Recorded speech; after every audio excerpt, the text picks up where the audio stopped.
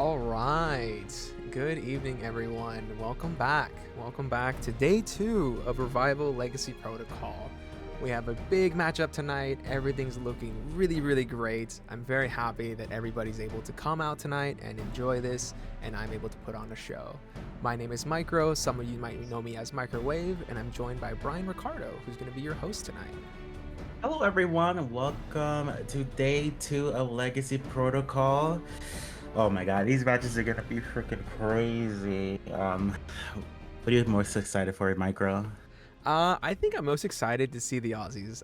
They're very fun to talk to, and I've seen them mess around before, and I'm very excited to see them tonight. I really hope, a little biased, that's why I'm not commentating, but I hope that they're able to pull it out. Yeah, the other team is great. I'm most excited to see the comps because, like, yesterday we saw a lot of tanks and healers. I wonder if anyone's gonna try to break that, or people are just gonna try and like outplay each other with the comp. It's gonna be super interesting to see. Wonderful. Well, let's give a quick little reminder of why we're doing this tonight. Yeah, let's talk about the charity first. All right. Let's see if we got that slide up. Sweet.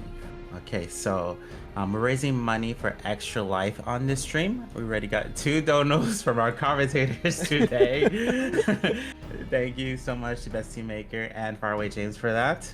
If you're interested in supporting as well, all you gotta do is open up your Twitch page. Right under the video, you'll see a donate to charity button there. And you can donate as much as you want. Every little bit counts. Where our goal total is for 250. We're already at 140. So thank you very much who has supported so far. Yeah, pretty much. If you don't know what Extra Life is, Extra Life helps children hospitals throughout the U.S. Super cool organization to help people out. Wonderful. And then let's talk about our prizes, what everybody's playing for as well. Yes. Okay, so first place sponsor for our tournament is from CTs. CTs create Final Fantasy XIV acrylics, charms, pins, jewelry. They have a ton of PvP related stuff, so check them out if you're interested in having some swag, PvP swag. It's kind of hard to find, actually. Whenever I go to cons and stuff, you can find the little raider stuff and the Yan, but PvP stuff, pretty rare. I do know that because whenever I go to conventions as well, I see Final Fantasy things and always look for, a little Crystalline Conflict crystal or something. But it's always drop stones and the basic things. But Yeah, PvP stuff, that niche, perfect. very hard to find. Thank you so much to CTs once again. Wonderful. And then for second place, we have Choco Milk. Choco Milk creates handmade cosmetics and body care accessories. They have a lot of quirky stuff on their shop, as you see on the screen. Xenos ass sweat, and there's a lot of crazy ones. I don't have it on my list right here, but check them out if you wanna see some spicy stuff. some spicy, body shop stuff. Yes. Wonderful. And then our second prize for second place. Yes, the other prize will be from Zealous Art. They create hand sculpted and 3D printed minions. There we go. My favorite one is this Chocobo one. Oh my god, it's so cute. I like the glasses holder. I think the Fat Cat one is very cute because I have a Fat Cat little minion little stand, so I think that would match perfectly with it. Yeah, that would definitely match. See, I don't wear glasses, so. Oh, I have to pay to see. That's right.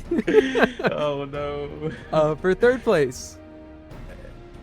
Third place, we got Retro TV. Retro TV art specialized in fandom and original art. So they have a unique style, very retro, very like 90s. They have a lot of pop culture references in their stickers and charms. I see that simping ain't easy one. Wonderful. All right. Well, we are going to step away and let our commentators take over, Faraway James, as well as Best Team Maker, to introduce the teams that are playing tonight. Welcome, guys. Welcome in. Yeah. Thank you so much, Brian and Micro, for the warm introduction. Once again, I am Faraway James, and joining me is Best Team Maker. Are you ready for some games tonight?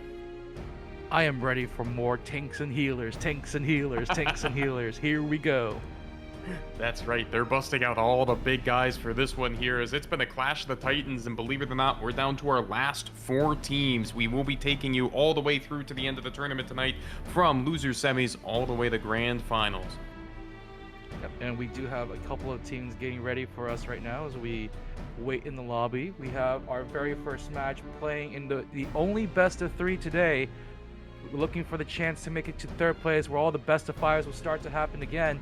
We have Senpon Sakura with Tomokote, Ellie Meeps, Jay Vermillion, Buzzy Wuzzy, Mountain Boop, and I Sense You. That's right. This is a team that's familiar to everybody here in NA, and we've seen them win so many tournaments here, but on their home turf, they faltered yesterday to the Spicy Funyuns, falling into the losers bracket for one of the first times I can remember, and they're looking to make the comeback start here. Notably, I think they're one of the main teams that we saw yesterday run the Paladin to great effect. Ellie Meeps with some huge saves into Stooges as we closed off yesterday. Yep, I mean, hey, you can never overrate the value that Cover Shield brings to your party, man. That's right, just so much flexibility and getting the clutch save at the right time, making sure someone can stay in the fight, and those Paladin LBs can really anchor you on point when you need it. They're going to be looking to make it all the way back to rematch their foes, Spicy Funyuns, in Grands. Let's see if they can run the gauntlet. And let's not forget about their illustrious opponents.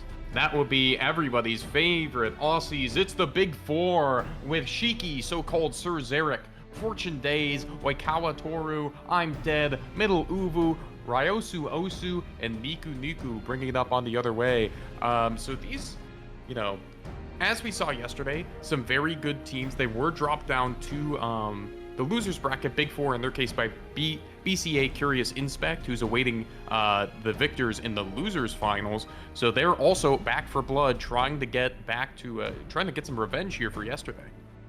Yeah, again, another team running that same double tank, double healer composition. They're looking for a rematch against their EU rivals that they've been facing off against multiple times over and over again. But they first are going to have to get through Senpon Sakura. I want to say the last time I've seen these two fight was maybe last year during the Trail Before Dawn tournament.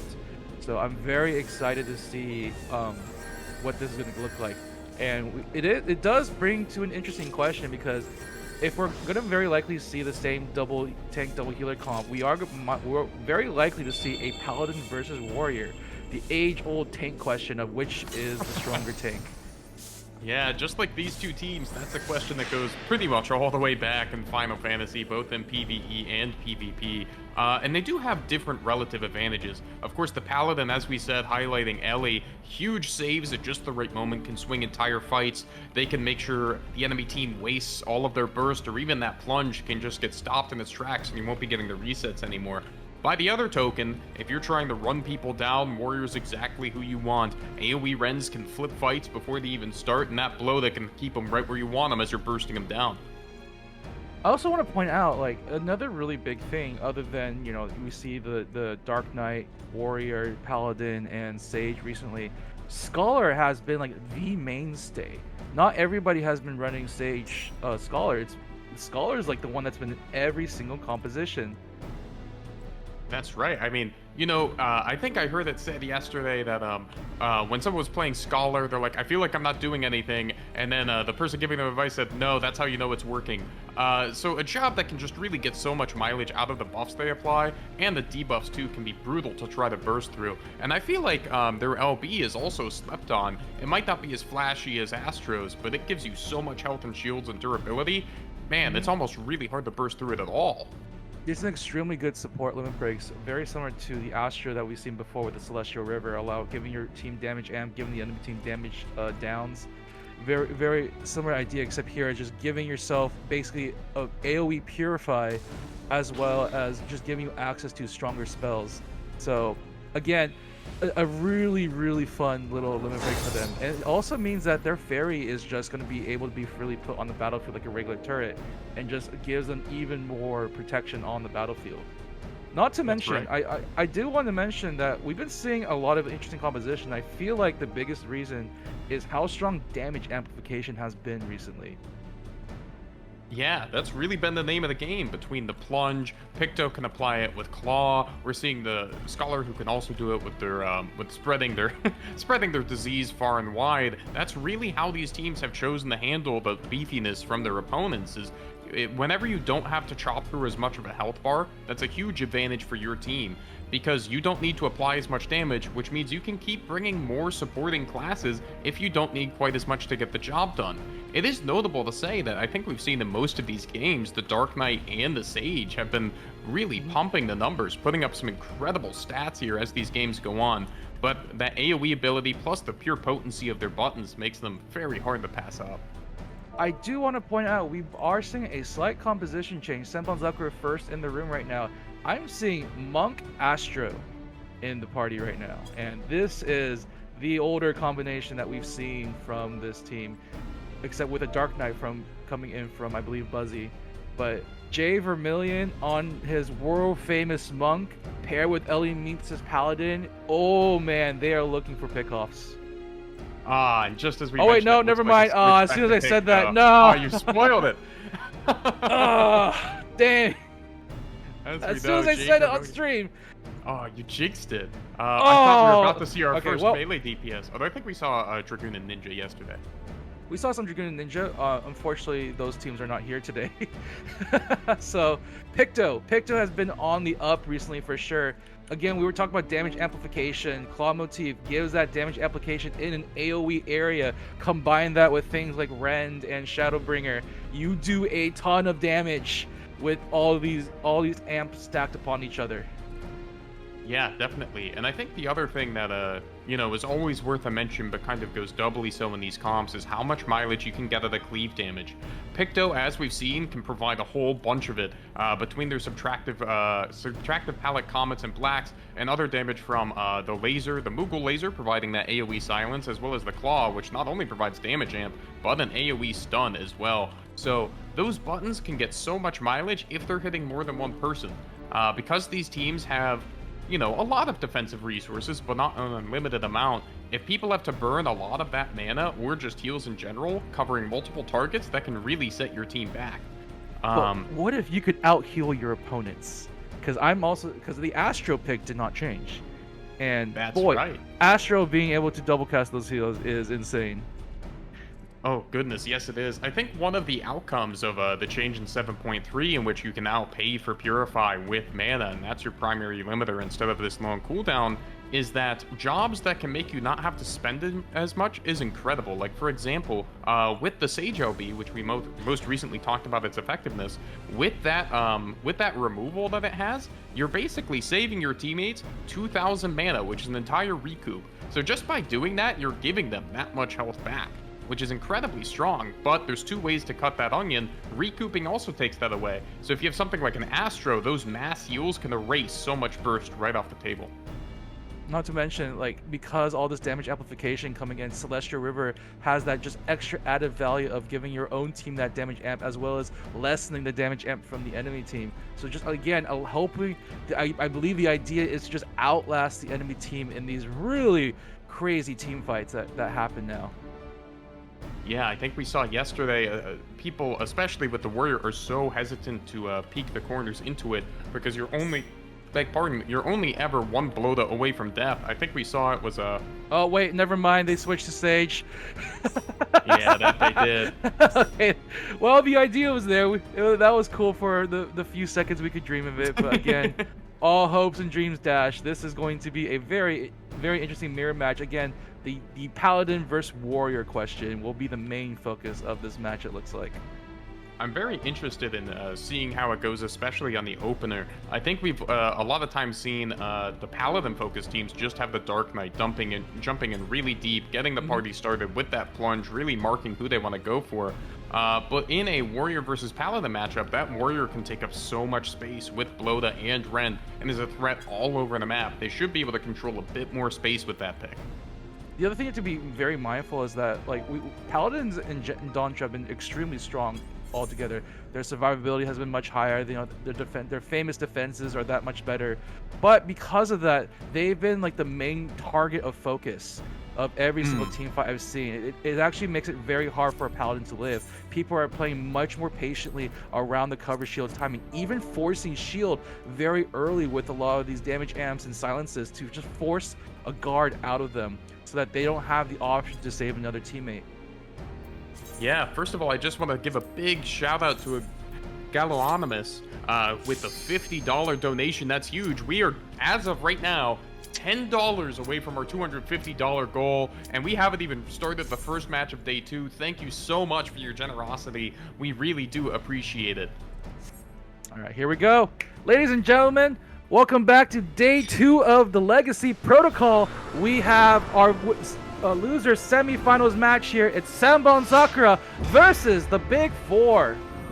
That's right, and we're back on Clocktown where these parties start fast. If your team gets caught in that choke, if you choose to go mats, you will be rended and you will be in a world of hurt. So it'll be interesting to see if the Blossom choose to go out that way while carrying the Paladin. All DMVs, look at that. At least they're matching this time. But yeah, we see Shiki, known as Sir Zarek in this game, not the actual Sir Zarek. Going with the warrior. Again, this is a map that has in the past very much favored warriors just due to the ability to play around the mats much more better with the blow-does, with the stuns, with AoE, just trapping people on them. So I'm be very interested to see if we're gonna get any Tatami map flips here as a strategy. But right Also now, affecting the... Oh, go ahead. No, you go ahead. Sorry. Also affecting the Paladins is just how prevalent guard breaks or guard, holds are, making that cover even harder to land. Looks like we are going double mats. We do have a jump across. Ooh, it will be Door coming out of the side for Astra there, as they're not willing to brave it into that choke point. Now, this can be a tricky corner to handle, because both teams, whoever turns that corner first will have the wall at their back, which means it's harder to spread. So here they go. They're going to try to do it. Sakura Blossoms in, Buzzied in. Where is that plunge going? It's going to be on the Sir Zarek. He's getting taken low. That's already the guard. He got the shoot with the sage, but there's the break as well. He's running. He will get the pod just in time, but that might not be enough. Still hounded by the Dark Samus on the other side. Buzzy will go down.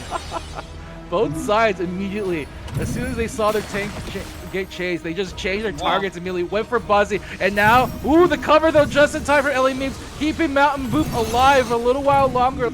Stay there, get the full potion, and now they're turning on Ryosu Osu, no protectors for him, out of resources, around the corner, trying to get the Solid Earth to get nice and healthy, but no, not enough. Mountain Boop finishes up, but it's another trade! LA Memes also down as well. They're back up on the claw rotation. That'll be a quick pop onto I'm Dead with that stun and fall, and it's going to try to be Buzzy the other way. He's silenced, but he's just walking out. He should be all right. This might be a man advantage temporarily for the Sakura Blossoms as they're going to get to the 50 and look to push them all the way out. That will have to be a reset from the Warrior and the Picto there. They won't be able to contest for this take. Surely no one looks at this, right? Nah, they're good. They're professionals. Also, want to note, Mountain Boop now will have the Sage Cage much earlier. The Mesot's time taking up since they stayed alive here. They gotta be careful of Sir Zarek though. Once again, try and jump on in, but immediately taken out. Buzzy Wuzzy will pick up the kill there. They drop the Choco Bastion as well, trying their best, but the opposing Choco Bastion also gets dropped. And here we go, just trying to defend. This is Venn diagram of death between the two giant rainbow barriers. Doing their best, but Buzzy Wuzzy pops the limit break, able to stay alive. Mountain Boop, though taken out, however, won't be able to use the Sage Cage in this fight. Ryosu will get that LB off. However, that was such a good job from Ice living that first. He was the target, got plunged, got away. Critical for him to live there to give them Umbra the advantage. So we're going to go ahead and see the Paladin go down. Ellie needs to go down with LB. We'll have it for a bit later. This might have to be the reset as Jay Vermilion's running for the hills. And we'll die. He's trying his best to delay things up, but there he goes, change stratagem, knocking out that shield, and there they go. Big all right. Stuff here. Not over for Big Four yet. They have the chance to make the comeback here on the snap, and they're looking very good. They have the Sage Cage ready. They have the Scream ready, but here we go. They're going to contest it immediately. Buzzy Wuzzy trying to jump on in. Doesn't have limit break, though. Has to be careful. Going to be in shield. Ellie Meeps is there, but the scour on the shield of Ellie Meeps. Ellie Meeps needs to get going. Pops the phalanx. There it is. Now we have one Sage Cage down. Ellie needs to be happy just to stand right in that as they're going to try to look and get I'm Dead, but he will jump back around the corner. They're not shy about chasing now. They're going really deep. I'm Dead, very low. Ryosu also caught up, taking so much damage. They did get the scream off on all members of Semblezakura, but they're still chasing after. They gotta be careful. I'm dead in the corner there. No resources gonna be taken out. And now Mountain pops their circle of death, the message team. But in response, Middle Oval also gets their Choco Bastion down. They get a kill in return. Ellie is gone for the time being. Fuzzy Wuzzy, though, does have his limit break, so he's going to try to stay in the fight as long as he can, doing his best, just trying to hold on to this advantage as they can. Punch on the Cerseric. That's his guard. There we go. The guard's down, jumping on in with the limit break of Eventide, just trying to pile on the damage. But jumping out just in time, Cerseric surges on forward, catches Jay Vermillion with a blow. Is this going to be enough, though? Chomps on top of it. He's so low right now. Jay Vermillion will be able to get away just in time. His teammates are there to help buffer, but Cerseric with the escape. That's right, Fuzzy Wuzzy had to reset. He missed his heal on the spinning AoE. He's going to have to find his way back now. Is he looking, Matt? No, take the safer option of the door. These fights are on a nail's edge. However, Big Four can't quite find the advantage. You can see I'm dead, just jumping on in and getting that combo down, trying to pile on as much damage as possible. And now we have Cerseric and Ryosu with their limit breaks at the ready against no limit breaks. Jay Vermillion will pop his Choco Bastion around the corner early, just trying to protect this, make it very difficult for Big Four to approach. There's the guard. Oh, they see Cerseric. That's so much damage. He's picked it down immediately. Great job. However, never watch out. The Dark Knight LB can't extend this fight so long, but the fact they got that early pick means it's way less threatening.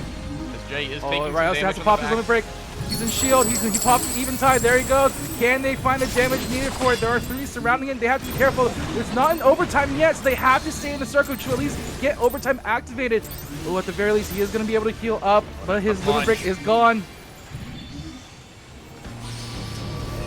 He's so close to dead. Yeah, he ran out just there. That Sage LB is going to be so punishing. Once the one on the point goes down, it's up to Sir. But unfortunately, Warriors can only stall so long without their LB. Is he going to be able to make it out? How many will they send to chase? None. He will get out. He will get a reset. Plus, he can hold the point for a while and has LB.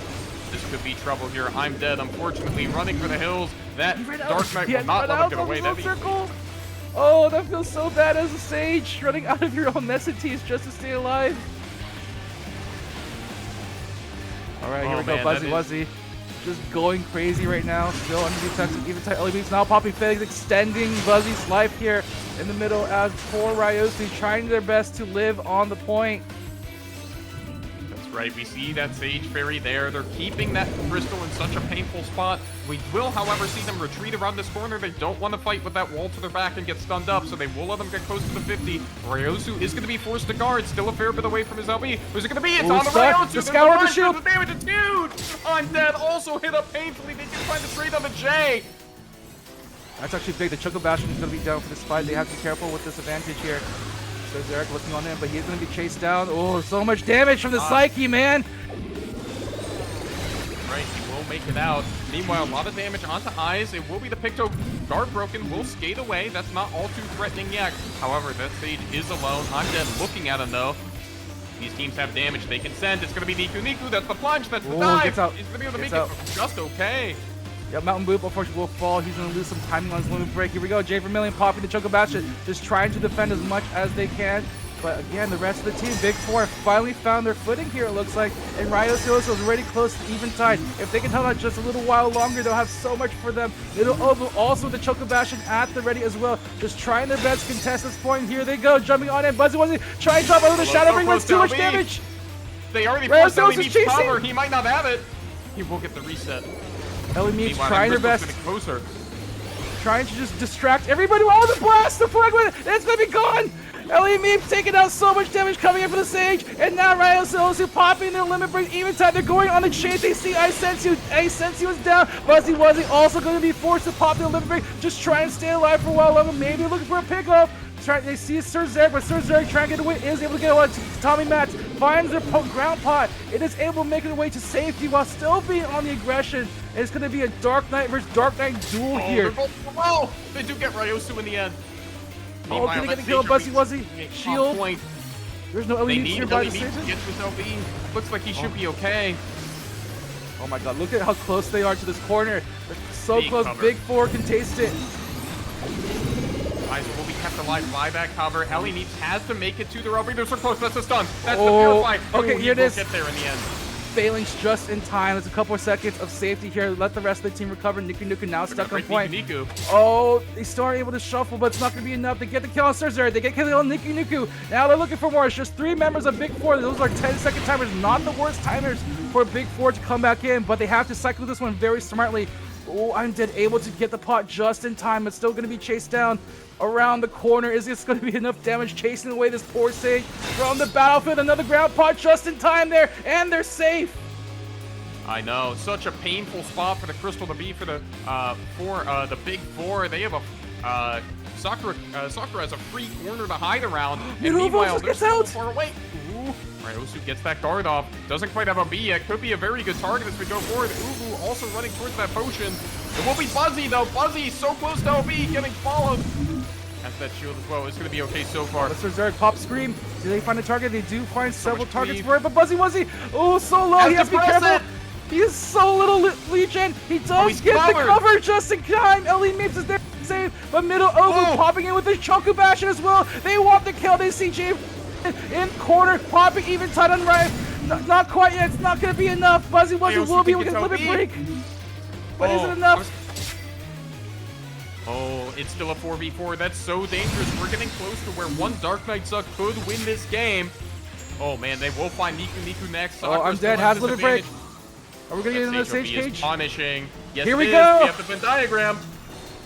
Jumping on in. Oh, but he's so low right now. Oh, beg pardon, not that Flota. Sorry, but he got jumped on right at the end. That will go down early. That could be painful. It's a 3v5 as they're hunting down. Oh, locked up on the mat, all over. Right, so also has limit break, jumping on in. They have Ryosu on. They can stabilize with his LB. However, Ellie Meeps has theirs, so watch him to pop it once this Ryosu LB starts to get low. They see Ice Sensei. When the Uru's back. Pile the damage onto the Scholar as much as they can. Scholar will be able to get out Ryosu, so gotta be careful. I don't know how much. That killable needs that heal. Won't be able to get it. Stunned up. Straight CC. All right, there it is. Next. They do have a scream, but again, Ellie Meeps has Phalanx at the ready once more, and Cerzeric in a lot of trouble right now, bound up. There's no ground pot to save his life there. He is going to run away for the time being. He is able to pot up for the while, but Ellie Meeps does pop the Phalanx on the sidelines. That's right. Meanwhile, when he's gone, the squishies have to hold the point. Niku getting chopped up. However, Cerzeric will have the OB that'll help us healing a lot. Next time he has to hold the point, Niku is still running. So much damage. They will follow you anywhere. Oh, there it is. Up across the mat. Meanwhile, on point, Cerzeric is there, has used the scream. Will be getting a lot of damage and healing. Ellie Meeps dropped pretty low. Gets the so close. Pico Sage Psyche. Not yet. They're being chased. No! Cerzeric! Crazy! Ellie Meeps lives! Back on the back foot. I'm dead. Also going out. They don't have too much to stall. They have the Choco Bastion. That's about it. Ellie Meeps will get stunned up around that corner. Not able to connect up with Ryosu. This might be it. They're inching ever so closer, but Ryosu doesn't have a little bit inside. He's so low right now. Going to be taken out there.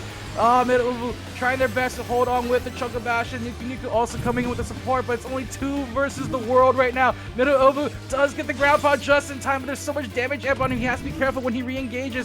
Meanwhile, back on point, Niku just fighting for their life. What life now? It's gone there, and that's going to be it. Oh no, it's not! Cerzeric jumps in just in time at the last second as the overtime ticks down, but immediately taken out, shield scoured. And now, once again, Middle Ovu has to jump back in, but it's too late. Oh, wow. The Pictu barely overshooting the point. However, such dire straits for the Big 4. That would have been hard to come back from no matter what. What a way to start the evening. Our championship Sunday. Buzzy and Ellie Meeps, what a duo. Just making sure that the other doesn't die. My god, these cover shields are starting to come in clutch with these teams as close as they are in ability and execution. It's just like that one iota of protection needed. Yeah, I mean, I think we saw a very similar effect when Big 4 played, was it Stooges, I believe? In a very close battle. Who was a big part? Yes, played Stooges. We saw a couple big saves coming out from Ellie Meeps, and if you have one person survive a fight, where they're getting bursted in a situation that desperate. That's such a powerful man advantage once they get that recoup. And then you have to fight a 5-on-4 into a Dark Knight LB, which can prolong a fight, into a Paladin LB, which can prolong a fight, a Sage LB. There's just so many things you have to try to cycle through that your death timers are just going to get too long. The Crystal's going to push to too bad of a spot, and it'll be all over. I think the big thing is here is that Ellie Meeps kind of felt like they went uncontested throughout this entire game. Usually in this situation, you want to pressure the Paladin as hard as possible, but they're focusing more on Buzzy Wuzzy, which also is a good pick. But this is allowing Ellie Meeps those really crucial moments to get those shield covers just in time. Also making sure they build up phalanx. We saw so many phalanx pop up at the end of that game there, and we're going to see what Big 4 can do about that as we get ready for game number 2 on Palestra. That's right. We are going to the classic, the final destination of this game, if you will, as we're going to load into game number 2. This is a best of 3, so this could be match point for Big 4 if they can't find a turnaround on their counter pick map. I do feel like they need to find a way to get rid of Ellie Meeps' position in battle. They've been doing such a good job keeping their team alive here. Truly a hero. See what they're going to do about that. That's right. It's a bit of a damned if you do, a damned if you don't. If you take out Ali Meeps, that is a giant defender that you've gotten rid of. However, you will be letting that Dark Knight get a couple plunges off, and this is a team that's very capable of taking you to the cleaners if they can get that rolling. At the same time, if you choose Buzzy, Ali Meeps can just prolong those fights longer than anyone would want. And when they have that sustain and you don't, you're kind of, the onus is a bit on you to find those engagements and those big rents to make up for it. Yeah, target selection in this is going to be very interesting for sure, because it's the ideally who do you feel is the most dangerous. And before, you usually see Sages are a big target in this one because you want to prevent the buildup of Mesites as quickly as possible. But it does look like they are strategizing around, making sure they get the perception in there, the damage ampersand's there. So it'll be very interesting to see if Big 4 can make any adjustments needed to just find the edge in these fights right now, because Senmon Sakura is just slightly winning most of these fights. Yeah, I'm very interested in this warrior because this Sakura who has to come through this warrior's big range on the rend in order to find this fight. So they should have a bit more command of the space. We see them respecting it back towards that corner wall. A bit of biolytic spread there, just poking at them a little bit, maybe forcing some recuperates. Good poke from Jay Vermillion there, getting a bit of damage down. When are they going to choose to go? Buzzy Wuzzy. He's running in. There's the plunge. It's jumping deep. It's on Sir Zarek. They're really far. That's going to be the card out. Oh, there's so many Big 4 grouped up. Sir Zarek will be running around, only chased by Buzzy. Will get the potion to be okay. Meanwhile, counter damage coming out. Oh, that's so much grouping. Ryosu takes a plunge. I'm Dead takes a plunge. They will get the Sage first.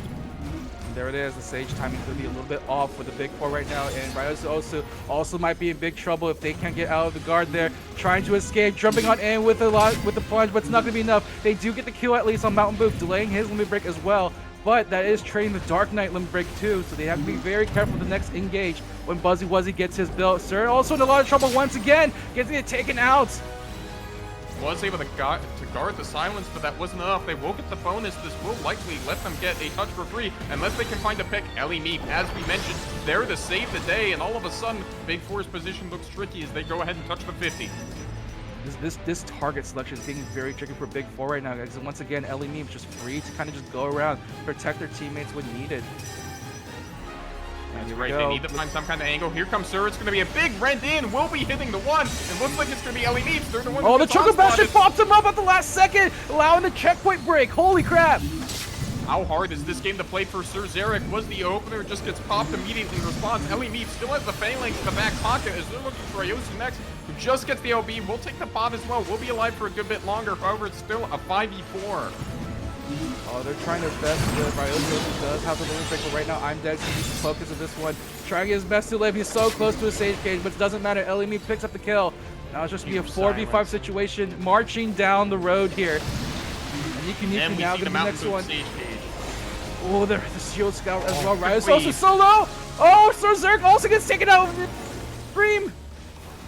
They caught both of the tanks there right in the middle. That's a lot of damage right into the uncontested Sage Cage. Middle Ubu doing their best. It's 3 on them. They only have 1 dash. That's all they can do. Try to get back around the corner, but they're going to be gone. Meanwhile, Ryosu is getting stunned up. They have the Sage Cage, but can they find an avenue to drop it? They're gonna have to find it. Oh, that's a huge stun onto Ryosu. We'll be able to get the bot. They need to connect up with the Sage Gopi to have a chance. Ryosu takes so the much damage! They're gonna go down. Oh no, this is looking very bad. I'm Dead will pop the Messatees on the point, just trying their best to defend as much as they can, but this is a huge lead from Senbon. We aren't even in overtime. This could be over before we know it. Actually, Senbon looks like to be playing this one a little bit safely. They have a giant lead right now. They don't want to lose more of the limit break time. Sir, though, jumping on in, is that a big mistake? I don't know. That's a good idea, man. Get on your shield, the tactician's on you, and you're dead. And they might be able to find I'm Dead on the other side. We'll try to Icarus away and get to the potions. We might live, but that's not going to pump the brakes at all for Sakura. They're going to keep pushing, finding I'm Dead anyway. They can follow you anywhere. That's another big Fuzzy Wuzzy. Looks to be okay from the counter go. And all of a sudden, these timers just got even harsher. That point is moving. They have to fight 3v5 to find it through a Dark OB and a Paladin LB after. Who's it going to be? They barely even have a Choco Bastion at the ready. They only have a Choco Bastion here. This is a very horrible fight they're going to go into. James really going to pop it. Oh, salted earth. Oh, that's disgusting. So much damage coming out. Little Ubu doing the best they can, but that might be all she wrote. Has to jump off. It's going to be I'm Dead. Oh my god, I'm Dead. I'm just surrounded in particle effects right now. Everyone's on top of this poor Sage. He is able to dive out, Icarus dive out just in time. Nuku now shuffling on in, just trying their best to hold on to this point. They are a very tanky class, but again, there are 5 members of Senbon right on top of you, buddy. And there they go, just all the damage in the world. How demoralizing must it be that not only do you have to live through this entire Sage Cage, what's after? Oh yeah, just the giant phalanx you have to live through as well. This will guarantee one more cycle. Oh, Sir Zurg on the side!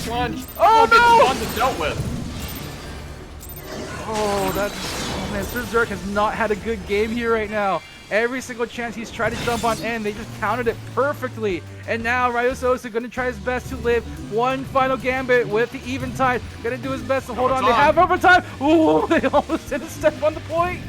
Oh, he's so low. Not going to get through the Picto from downtown. Look at the dunk. And just letting them push now. Get a little bit of space. Get the Crystal into an uncomfortable position as Ryosu's going to be brought low. And that's going to be it. As a 3v5. And they have to keep point pressure.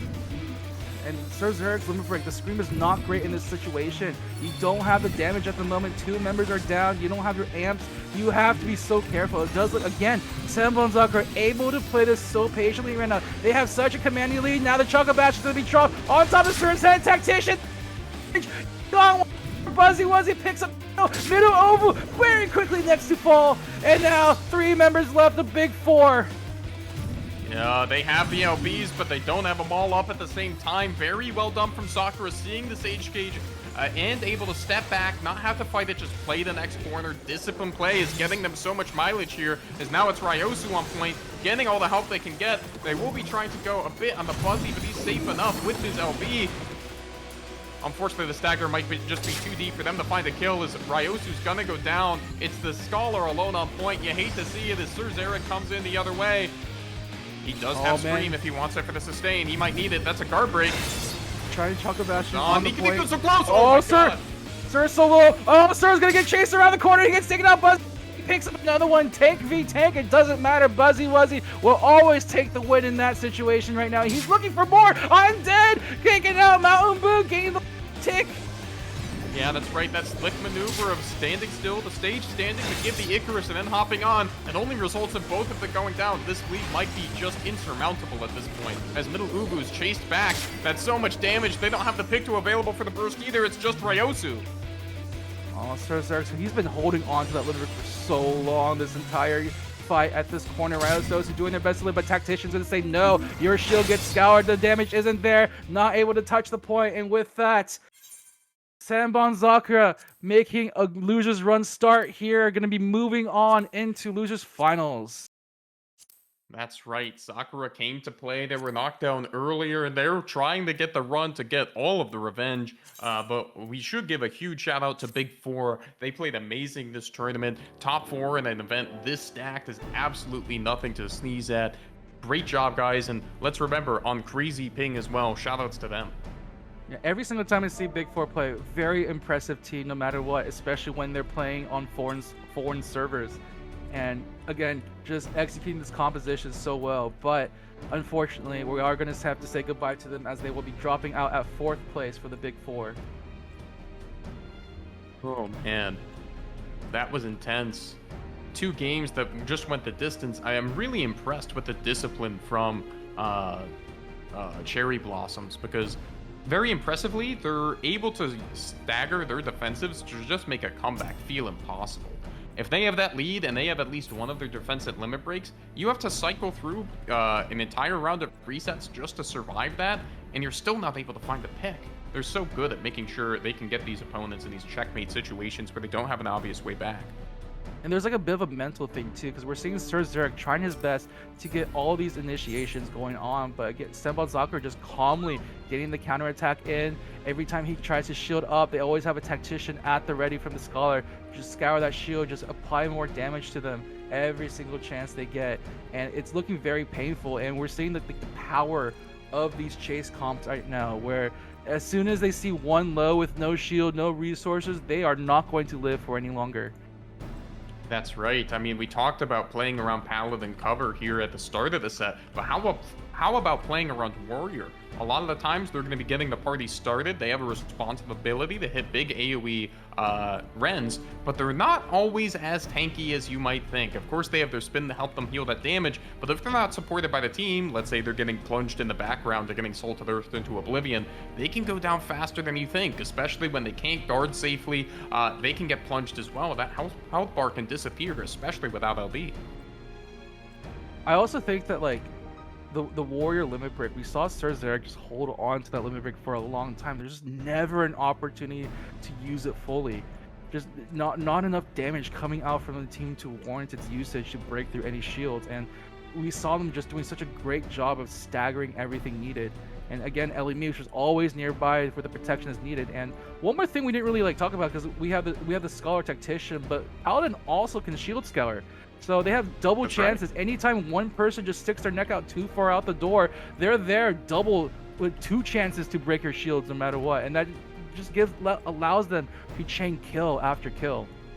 I think we saw that when Sir Zurich followed up a fight in the team fight as Sakura was falling back with the big rend, and they saw firsthand how that, like, when you play Warrior, it's such a fine line, because everything's telling you go, go, go. That's where your job is strong. However, just that quickly, you jump in, you take a bit of damage, you guard, it gets scoured. All of a sudden, you're in a tough situation. Your Sage tries to save you, but they go down from the chase of the other team. So quickly it can flip if those defensives are properly used. With that, Senbon Zakura, just immaculate display there. Very good for their first Luna's run. They have another one to face into, and once again, we have to introduce our next team waiting in for fighting to go into grand finals. Both of them looking for that run back against Spicy Funyuns. We have BCA, Curious Inspect. Playing for them today, we have Macro Meow, Crow Meow, Emi Meow, Sabu Meow, and Shimori Bunihara. That is right. We've seen this team win just recently the tournament in the EU. However, Spicy Funyuns took it to them in their first best of 5 in winners finals, taking it 3-0. However, this is not a team to be underestimated. They are playing with that slightly higher ping today, but they can get a lot of work done with it still. And shout out to Shimori, because their red mage has been going off like crazy. Most of the teams we've been seeing have been picking up the Picto, but red mage also has very similar things. It has the shield, it has the damage amp, and it has that big AoE silence, which we've seen Curious Inspect use to great effect to just lock out a lot of people in the very beginning of a fight and go in with all their big damage amplifications right afterwards. That's right. Just a moment of that silence is all you need for the fight to be over, and Shimori doing that as an emergency sub, that's incredible stuff. He's playing amazing. And this is also the team that's not using Sage. Actually, it looks Macro Meow has been mostly playing White Mage throughout this tournament, and we've seen how strong the White Mage utility has been throughout a lot of these fights. Getting the limit break, getting the polymorph, you have a chase as well with your own dash. Yeah, that's right. With the rise of Scholar and Sage, the demise of White Mage has been overstated. Still a job that can get so much done, even with a couple nerfs. And they will be going up against As we've seen before, a vibrant display of 1,000 cherry blossoms, who we just saw victorious over Big Four a second ago. They have a bit of momentum now. They got the win in that set today, and they are just a few steps away from making it all the way through their gauntlet to make it back to fight Spicy Funyuns and Grands. This will be a best of 5 here in Losers Finals. And man, what can you say about Seven Zucker that hasn't already been said, man? They are just such a strong synergistic team, and I mean, I'm a little sad we won't be able to see any monks today. It looks like Picto is the full pick that Jay Vermillion will be sticking with, but it's a very strong pick, and he has been playing that very darn well. A lot of his Chocobasha placements have been on point, and he's always there to just land giant comments on people's heads. That's right, and the cycle between Claw and Moogle for that silence and stun has locked down so many kills. How often have we seen that stun and damage amp be the, and just see a target disappear right after? That discipline and getting it on time and on target, and also getting cleave for his trouble has been very strong. All right, here we go. Everyone's getting ready here, and it's the usual lineups. Instead of a white mage, that we are going into the Astro. So we were talking about earlier about the Astro pumping heals, so hopefully outlasting fights. Maybe we'll see that happen here now as well. Yeah, I'll be curious to see it in comparison to the Sage, which it is replacing. The Sage, of course, will be bringing a bit more damage, but those massive heals coming on the other side can really save people in an almost Paladin-like way. And very mobile with the teleport too, as we're loading into the first map of Bayside. Oh boy, here we go, Bayside. Oh, this is going to be a very interesting, it's a very small map, so the chase isn't actually going to go for that long of a time. I'm very curious to see how these teams will just kind of go about this. It's actually, oh man, again, this is my second time I've seen this map this entire weekend, so I'm very interested to see how these teams will play around it. Yeah, it felt like yesterday we were seeing a lot of red sands and such, but this will be Bayside number 2 from, I believe, the first set the other day, as we're coming into it again, a very tight quarters maps. You have the jump pads and the speed lanes to help get around, but there's a whole mess of corners, especially towards the 50, and this can get very tight quickly, especially as both sides are trying to chase each other down. And we've seen how important it is to defend those corners. Those are the scariest corners you have to cross. And man, I just like looking around at Terrell here. Like all these people cheering right now in the background. That's so cool. That's right. Absolutely gorgeous here on this new map. So vibrant and lush. And as you said, those corners are critical to success. That's where defenders can set up and find the fights that they want, with one team having to push into another. Controlling that LOS is key in how well you turn the corner. It's also a place where you see a lot of AoEs do some work, as we're going to see both teams come in to get things started off. Looks like both are... One is jumping in. We will see... Very early jump in. Okay. That's right. It is that warrior into Paladin again. It's worthwhile to be slightly cautious there. If they all get caught by that rend, it'd be all over before they get started. Let's see right at the start, just poking a little bit with the dots here from the Sage. Oh, ooh, they're threatening a little bit here, though. Just slowly poking their heads out. That warrior walking up, so scary, but... Oh, okay. Oh man, they're just seriously poking at each other. This tiny corridor here is so scary to cross on both sides. There's the blow. Trying to get the blow in. Is it the go? It is not. They try to bait some responses, not too much. Yeah, if they can get the cover bait, that'll be so strong for them. Then be careful. Emmy Meow going to be the next one to be targeted, but it's able to escape the corner immediately. This is going to allow Sembon to just slowly make their way in. A little bit split though. Emmy Meow a little bit farther up, hiding around the corridor, but it's going to be fine. Sembon's are going to play this one very safe, it looks like. Yep, and they have to respect that warrior still. They took some ground when they got chip onto the dark. There it is! Oh, there's the jump in. It's going to be Jay still. That's a lot of damage. They took a fair bit of cleave on the Emmy Meow and Sabo, though, for their trouble. Great counter pick from Sabos. Eyes in trouble running. That's the guard. Avoids the red mage stun. But will they be going down? The Astra pumping. Not quite enough. Yep, both sides getting their targets in, but the tanks on the EU side not looking that good. Emmy in a lot of trouble, going to get chased. Ooh, jukes, not enough. Fuzzy Wuzzy there with the jump in, able to get the kill. 2-for-1 special, going the way of Sembon Zakura.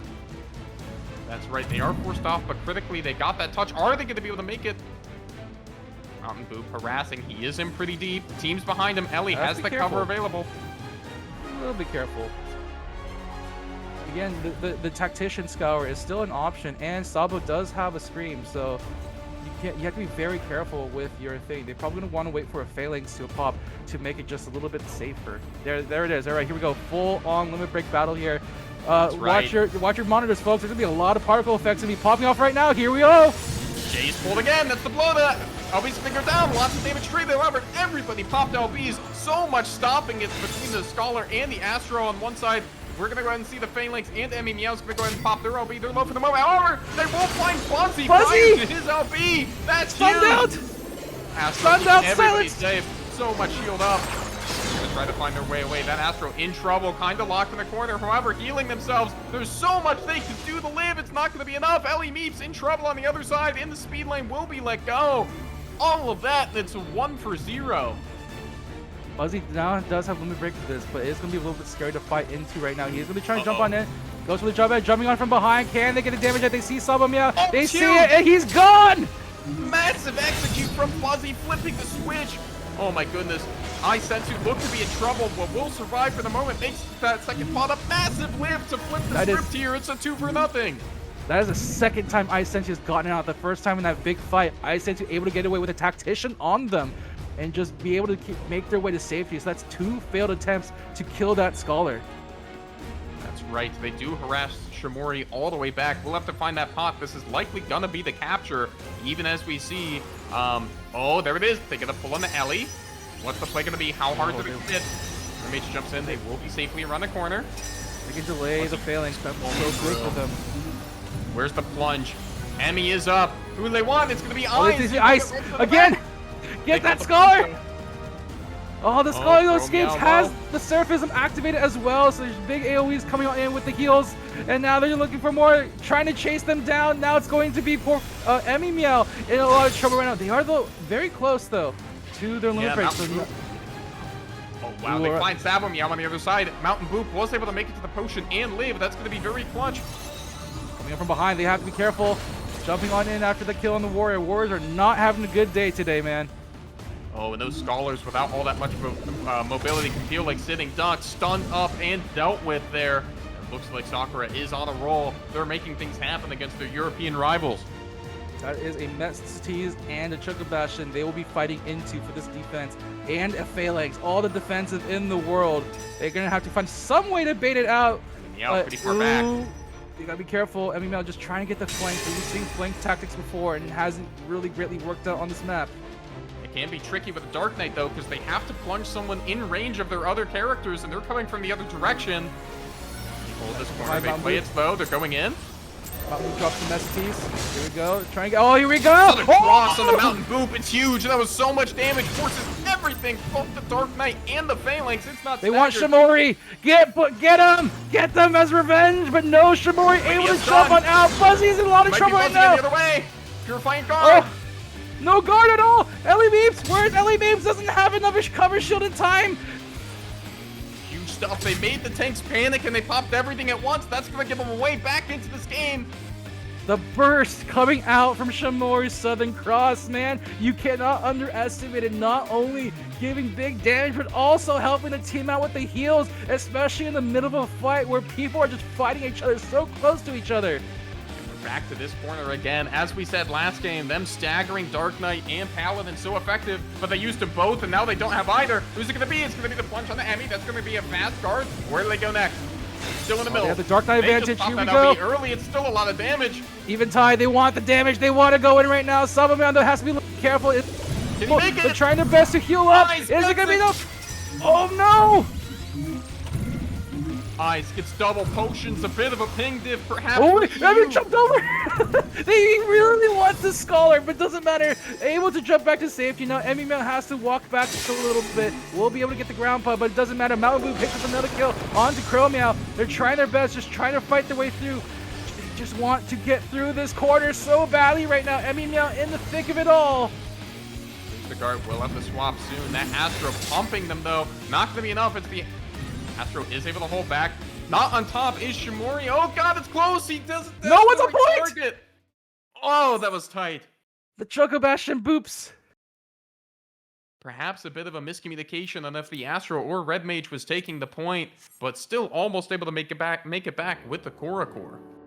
A very close game indeed, but again, Senbon Sakura able to eke in that win there. It feels like a lot of these fights are just centered around these Dark Knight timings. Whoever has the Dark Knight up usually gets the advantage there, but it also means you have to get the kill. If you can't get that one pick off, then it doesn't feel great right afterwards. Especially Ice Sensu has just been surviving almost every single pick-off attempt.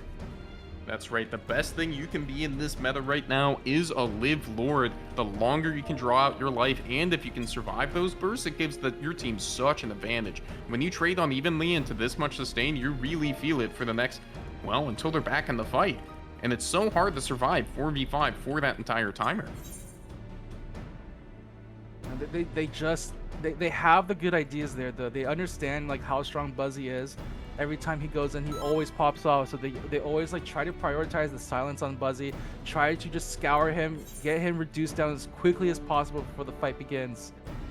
But right now, though, they're just missing the slight bit of chases here. They're not getting all the kills they're chasing for. Meanwhile, Senbon Sakura is getting those kills every single moment they can. And that kill advantage is slowly just tipping these games in their favor. Hey, do you see what I see? Okay. Yeah, we have something coming up.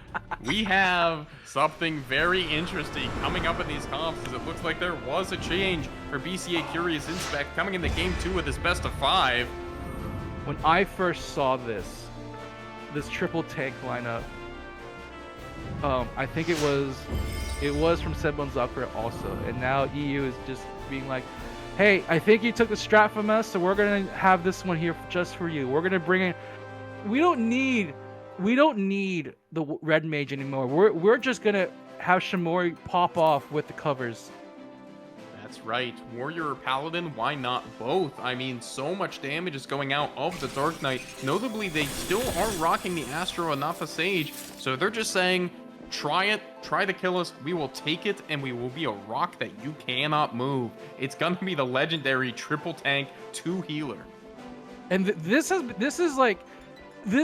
been an issue that Curious Inspect have been suffering, because they are most of these fights happen because of a single pick-off, usually because Sabomeow or Chromeow is that first one being picked off. If they can prevent that from happening, then the ability to outlast in these fights will swing in their favor. That's right, Sakura. Oh, Jay Vermillion gets pulled. Gonna be a little pressure on him. Oh, Scour, stun! That's a fast cover. They need it from LED. They have oh my god, they blew the cover shield so fast already to protect, but they were repeating. Switch to LED after the guard. Oh, they see the Paladin. They want the Paladin. Chasing on in, bloating on in, making LED's life hell right now. Trying their best to survive here. Oh, they're even sniping the ground pot away from them just in case. Oh, they're doing their best to live. I mean, being so low on resources.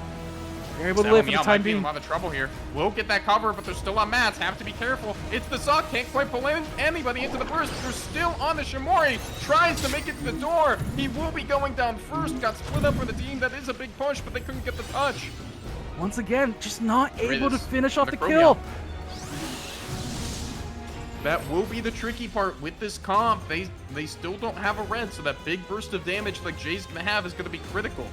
Jay making the most of those opportunities while not falling prey to the Dark Knight Warrior or Paladin, and with those stuns and breaks is gonna be one of the difference makers in this one. And there is like double cast gravity, but you want to save those you want to save those double casts to just pump the heals on somebody. So it becomes a little bit harder to decide to go for the damage there to finish someone off. And it looks like they're gonna. Oh wait, Emmy jumping on in. Right past the Dark Knight. Emmy's gonna be going deep. Ooh, Sabomeow also getting a screen, but only gets one though, and already Jay's run around the corner already. Oh, big stun. Oh Mountain Blue taking a lot of damage, and it slows the attack though. Mountain Blue but they get Mountain Blue down. So they get a nice trade. They're finally finishing off one kill. Can they find another one? They're looking for more. Jay Vermillion might still be the next target, even in shield right now. Scoured completely. He's gone. Oh, is he still gone? He is gone. But they will get the trade at the very least. Emmy Mel right before Eventide hits. Right, I don't know if they want to invest too much more here. This fight might be lost. Fuzzy Wuzzy. All right, they're going to try to extend it till he gets back. Oh man, Sabomeow going down very, very low. Oh, but the cover again, the Shimori with the defense. This is what they changed it for this very reason. And now Ellie gonna get their shields down with his own cover on Buzzy. Buzzy will be safe for the time being, but now Ellie moves on trouble, able to get the ground pod just in time. So they will be able to live just a little while longer, but Buzzy out of Eventide has to be very careful. He is gonna be hunted down. Ellie will be there with with the Phalanx. Mountain Boop also dropping messages. Jay also dropping with the choke bastion. They're doing their best to keep their captain alive as long as possible. Healers have to live. It's Chromio getting chased down to the back. Won't be enough. They are going to stop up. Ellie Meeps is going to get popped. Who can go down? Big opportunity here. That's one. Ellie Meeps also low. Forced in the guard. Will they be let go? It looks like they will. Meanwhile, the capture is going off. They have to come back and defend this. They do have the main advantage. Ellie Meeps nowhere to be seen. How much do they have to spend to dislodge them from the point? That's the key question. Jay looks to be dying. That should be about it. And usually at this time, Simplezoctor would have gotten the break, but Curious Inspect with the advanced target, and now they're sitting on 4 limit break. They didn't use a limit break in that entire fight. What in the world? And look at all of the coins Astro's getting. They have Exodia into what would just be a Scholar. This could be a big problem. They get to fight on the enemy side of the map with it. They could do some real damage and make these fights take a long time. Buzzy's gonna open up around this corner. Oh, it's Mount Boop deep. They find the scream. The Suck doesn't quite hit. That's the Ellie Meeps cover. They don't have too many tricks in the bag left. They only spent Warrior OB there trying to do some damage to Buzzy. He's caught up on point. Big Ryosu OB is going to be scathing everybody. Buzzy not going to be able to live. Here it is. Emmy Meow is going to be okay. We'll have that heal up. However, this is the problem. Meowpie's still not quite online. Mountain Boop wishes he had a few more seconds to get that Sage Cage to stabilize, but he won't have it.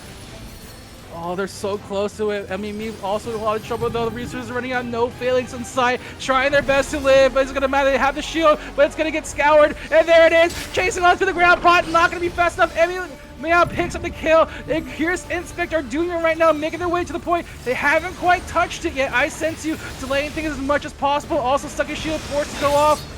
Oh, but they're still chasing after this poor Skull. This time they'll get the kill on I Sense You. Oh, Javen moving in front of the back. We'll find that stun onto Savo. Meow. Buzzy gonna try to go for it. He's basically all alone, committed for this. No! Back to the point and some heals. He tried to go all in. He tried to go all in. He's not gonna get a lot of heals. They forced the messages. Critically, they still haven't let them touch the point through all of that. 14 seconds left. This is bad though. If they can hold on to this just in time for overtime, then that means that they don't need to push that far to win. But it does mean that this is going to make it as hard as possible. Jay Vermillion popping the Chocolate Bastion, making it a little bit harder for them to fight inside of it right now, but it's going to be enough. Again, we have a Scream at the ready. We got to be careful. Around the corner, Sabo Meow getting ready to pop it. Here we go. There we go. Okay, they want to chase down Shimori on the other side. They're trying to stall that Paladin, and they'll be even more. He'll have to go reset. No! The Holy Sheltron! There's the screen! The Sheltron's there in time, able to save out the damage. Cover. They're going to have to use this Paladin, and they'll be soon if they want to maintain this advantage. They're going to pop it and go for eyes. However, all of that health, he blocks that stun guard, doing so much. Meanwhile, the lead in the middle, Shimori in trouble. Doesn't quite have OP yet. Astro pumping. Two on them. Can they find it? Fuzzy J. The Sage. Will he make it to OB? So close. He needs to get it off. He has to live. Oh! He won't. The game will end. Oh my god! Shimori! They pushed Buzzy off the point, forcing him to chase after the Paladin, and because of that, again, they're at overtime. They don't need to push that far to get the win. Oh, you're so right. Even though they had 79%, just that touch will do it. And my goodness, when they have Bloda, Suck, and all of these tools to push people off the point, you can't just have one behind. It's so easy to pull them off. The game is yours. The triple. Oh my god, I can. Oh, hey, Overwatch fans, I'm very sorry. Goats meta is here for reals now. All tank, all healers. Everyone's gonna be jumping in on each other.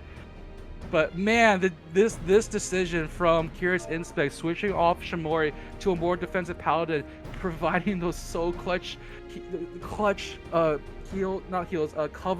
They have the Phalanx option as well, and again, they're surviving these ganks this time. That they are. However, I will say for Cherry Blossoms, there's not too much to be discouraged about. They had a pretty strong lead in that beginning, and were able to get the game state in their favor. And even though they Inspect was able to assemble Exodia for a second time here, they were able to get through that without giving up the capture, and not even the touch, actually. Ultimately, that did hurt them in overtime, but still reasons for optimism. I think we are seeing the difficulty of getting picks from this other comp showing through a bit. It's just about how well can they coordinate and strike back on the other side. I think the other thing is that we also, again, the first game we saw LMU pop off with all these protections, just keeping the team alive. But this time, while we still saw a lot of covers from LMU, a lot of them were used defensively, and when they're trying to help a teammate run away, and immediately Curious Inspect turned their gaze onto LMU in response. That's right, especially that cover, because they chose to play back behind that corner, and Inspect was able to turn it already. Ellie Meeps was just covering in the middle of nowhere, so it was very easy to plunge and go deep. Now, we did almost see an overdive in that situation, but like, unless you're playing some kind of corner or terrain where you can keep yourself relatively safe, the Paladin is always vulnerable right off the cover if they don't have OB. This is why you usually have like your Scholar there just to like help you out, give you the ad load just in case. But ooh boy, what a set so far. We're going to get into the thick of it between these two teams fighting for the chance to make it into grand finals here. 1-1 apiece. That's right, 1-1. And this is a best of 5, so we still have a distance to go with these teams evenly matched. Who's going to take it? Will it be the best of NA or the best of EU, as the Spicy Funyuns, who is able to put up some great results, await them both? All right. So no real comp changes. I did wonder if Senbon was going to switch to the same comp as well, just just be a tease a little bit, but it looks like they are sticking with the comp. Again, that game 2 still worked really well in their favor, just like last-minute decisions affected the final outcome of the game. So here they just have to brace up, be very mindful of whenever Curious Inspect get too aggressive. That's right, and I think it's easy to look at a game like that as frustrating, as a tough way to go down. However, you still have advantage in a lot of places. That game didn't get too far away from you, and it's a long set. We still have a good distance to go. They're not out of it by any means. This third game is going to be very important, hopefully allowing them to just get that little bit of advantage there. Get a nice that's little already the plunge. They're not able to follow up. Very easy for Blossoms to just wait here. They're going to have an opening once that falls off. Meow still forward, running away from that Salted Earth. They might have to see the good bit of ground here, even with the Warrior. Oh, that's a lot of damage. It's good to the Scholar. Scholar was left behind a bit. There's the guard. Astro already pumping, and they're going to fall back. Counter go is going to be onto Mountain Boom. Is able to guard that blow, the 2, which will be effective. Buzzy also getting plunged up. Both those heals flying both directions. Buzzy taken pretty low. That's a good cleave off the Warrior. Meanwhile, the Warrior is forced into a reset. Emmy Meow, the lone tank, up front for the moment. Big stun. Oh, the Buzzy's so low. Oh, the damage. Yes! Oh, they do first. It's huge. The cover's big. Just in time there. But they are going to switch to LMEeps. It looks like they will be able to take out the Paladin. So 1-for-1 trade for both tanks on each side. And now they're looking for more. They got to be careful. They actually want to. They're seeing Jay Vermillion. He's a little bit out in the open right now. Trying to get his best. Just trying to get as much damage as he can off of them. But it's not going to be enough. Meanwhile, Subamion able to get away just in time. Chromion even able to get the ground pot. So Curious Inspect still nice and healthy here. Again, reset back to 0 between these both teams. Oh, no, here we go. Emmy Meow jumping on in. That's a big cleave. Jay is able to jump away quickly, though. That's a great defensive response. With the cover, we'll be okay. They're doing such a good job of making life hard for the Warrior. Eyes doesn't get bloated either. They're going fishing, but they're not biting. So much respect from both of these teams, just making sure they don't fall into it. We saw this earlier in the game, where again a very advanced Salted Earth coming from Emmy Meow, but they had to be very careful. Coming under the scream is on them right now. Ellie Meep's in a lot of trouble. There's no guard, no shield. They're gone. Buzzy wants to pop the E-side in response. That's right. They tried to pop it. That was a dangerous window with the Celestial River up. They had that slight OB advantage. How much can they capitalize? It's still a 4v5. It is going to be Sabo. Meow targeted up is going to make it out okay. They just have to make it 2 Ellie Meeps coming back. Meanwhile, there's a big difference in these Paladin LBs, as we're going to go ahead and see the counter kill onto the Dark Knight without popping that LB. That could have been a huge moment for advantage. They're going to keep going onto Shamori. Well, that's a lot of the limit breaks burned, but they have to be careful for the counter engage. They are chasing, they're looking for a kill, but Emmy Meow will be coming back with an Eventide. Shamori also looking to be very careful, trying to save the use of the Phalanx. There it is, popping the Phalanx just in time. Here we go. Are they going to be able to get something else off of it? Sub Meow chase for a chase here. Trying to see if they can find anyone. Ellie Meeps almost 2 Phalanx themselves. Almost there. Is it going to be enough? No, they're stun him up. Is it going to be enough damage from Ellie Meeps? No, Ellie Meeps popped the Phalanx just in time. Such a good job of Sakura Blossoms getting over that Paladin LB difference. Meanwhile, Emmy Meow is going to be hit up. Will be forced to LB likely out of this situation. Does get an Astro heal. Oh, the silence! Still, at the 4v5, they go down holding it. Thought they would have enough. Shamori already getting hit again. Man, what a great job to manage those buttons. Make sure they do get desynced as they want. Shamori stunned up. Dovan again trying to make it to that pot, and they will get away with the help of the Astro. Fuzzy Wuzzy will get covered so they can get that pot off. Meanwhile, Eyes holding the point, staying just out of reach of that team as Sabameow is going deep. He is the main one on point. That's a lot of damage. Jay pumping out with those bombs dropping. They want Sabo. They want... No, but he gets a scream up just in time. And now they're looking for a counter gauge. Here comes the river dropping for that, looking for that damage. There it is. Emmy hurt with the Eventide, and now they're looking for more. Fuzzy Wuzzy also gonna have to pop theirs in time. They even get the Choco Bash in there just for extra measure, trying to protect the team inside the point. But so much damage on Fuzzy Wuzzy. He's trying his best to just heal through all of it as much as he can. Oh, they want the warrior, but the warriors are gone. He's got the Seraph shield as well, just keeping him just alive long enough. Fuzzy Wuzzy trying to make that grand escape. Will get covered by Ellie Meeps in time. They are fairly split from the points. They will give up percent here. Meanwhile, Ellie Meeps will go ahead and find that Dark Knight, and they have that Siege LB to use back on the point when they need it. Don't need it yet with the main advantages. They're going to take a lot of space here. They might get the lead, however, they're going to fight him tooth and nail. It's only 5 seconds on that Dark Knight, and Shimori has LB. All right, they are going to touch the checkpoint, it looks like. Oh, wait, jump on it. Here we go. Sabameow, is this too much, though? Trying their best. We do get a cover, it looks like. Yes, we do. Shimori's there. Just in time. Oh, they're going to... Lead's taken. But it's not checkpoint just yet. They're like, what? They're like 0.6% away from it. And now they're in the thick of it, trying to get as much AoE damage on them as much as possible. Jay Vermillion trying to scrub out a dodge there. Able to make their way through, but they have the lead. And now over have to be ice. They're going to be in his shield. Do they have to protect? They do have to cover for Ellie Meeps, but Ellie Meeps gets their shield scout. Has to be careful. The Psyche coming on in, trying to just wave things up, but luckily enough, the heals are coming on through just in time. That's right. Can you feel the Viper constricting for Sakura Blossoms? We've seen this before. They're staggering that LB. Fuzzy not far away. They'll have damage with the LB from the Picto soon. Oh, the stun on Sabo. Just before the point. Oh, wait! Oh, no! So clutch. As they're going to have to come back to the point. It's a 4v5. Oh, this is critical time. No one touches the checkpoint. This is anyone's away. game. They get to play that corner. Oh, they have to be careful. Oh, Emmy Mao covered just in time. Shimori there with the protection, but Fuzzy Wuzzy does have Eventide. He's going for the chase. Just trying to stack as much damage as they can before Emmy Mao can get there. Eventide up. It's so close. Shimori also very low. Trying to keep the Paladin alive. So hard. Oh, that's going to be it. Oh, but they get the trade though. On the other side, I Sense You loses on the point, and now they're walking it back towards the other side. Again, this is a very actually just guys made it. Target, but pull back before they tried to guard the blow. It wasn't enough. They got the scream. They have a even great tied. opportunity here. Oh, the cover though. Ellie is just in time. Now they scour the shield. Can they do anything about it? Choco Bastion's down.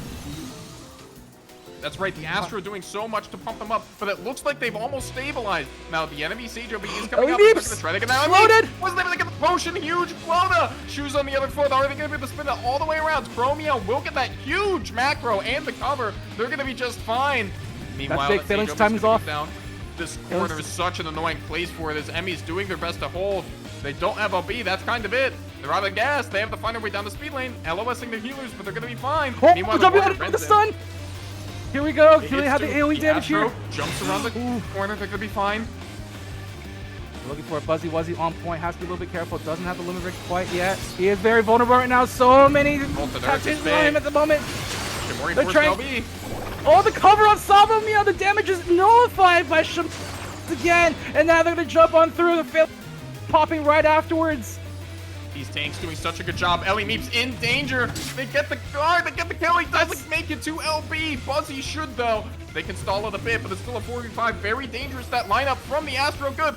Sensu chase down. Gets one heal, but not a second. Will go down. Meanwhile, Pro will be able to cycle out. It's just Fuzzy on point. We'll have to LB to try to get the members back alive. The big goal now is to survive to the next Phalanx. That's how they can stabilize. However, that Celestial River and Warrior is gonna hurt here in the second. You still have to cycle the point, but here goes Celestial River dropping on Buzzy. He has no damage. He has to be careful. Oh, he's down. Jay Vermillion, a scout shield. Keep going. That's the cover. Ellie Meeps will have LB out of this. They will be able to stall this fight out. Are they going to do it? Sabameow going to be taking a bit of damage to the head, but doesn't matter. Now they're jumping out through. Oh, they want to get it before the ground pot. Not going to be enough, but they do get the scream onto Mountain Boom. They can get rid of Mountain. That's a huge stage change. You're chopping away. Gets it. Oh my gosh, it's massive. Here we go. BCA Inspect looking to take this home. Ellie Meeps is no going to be cover, hit next. no shield, no potion. No potion either. Bubble stun to the Buzzy. They can keep going. Wait.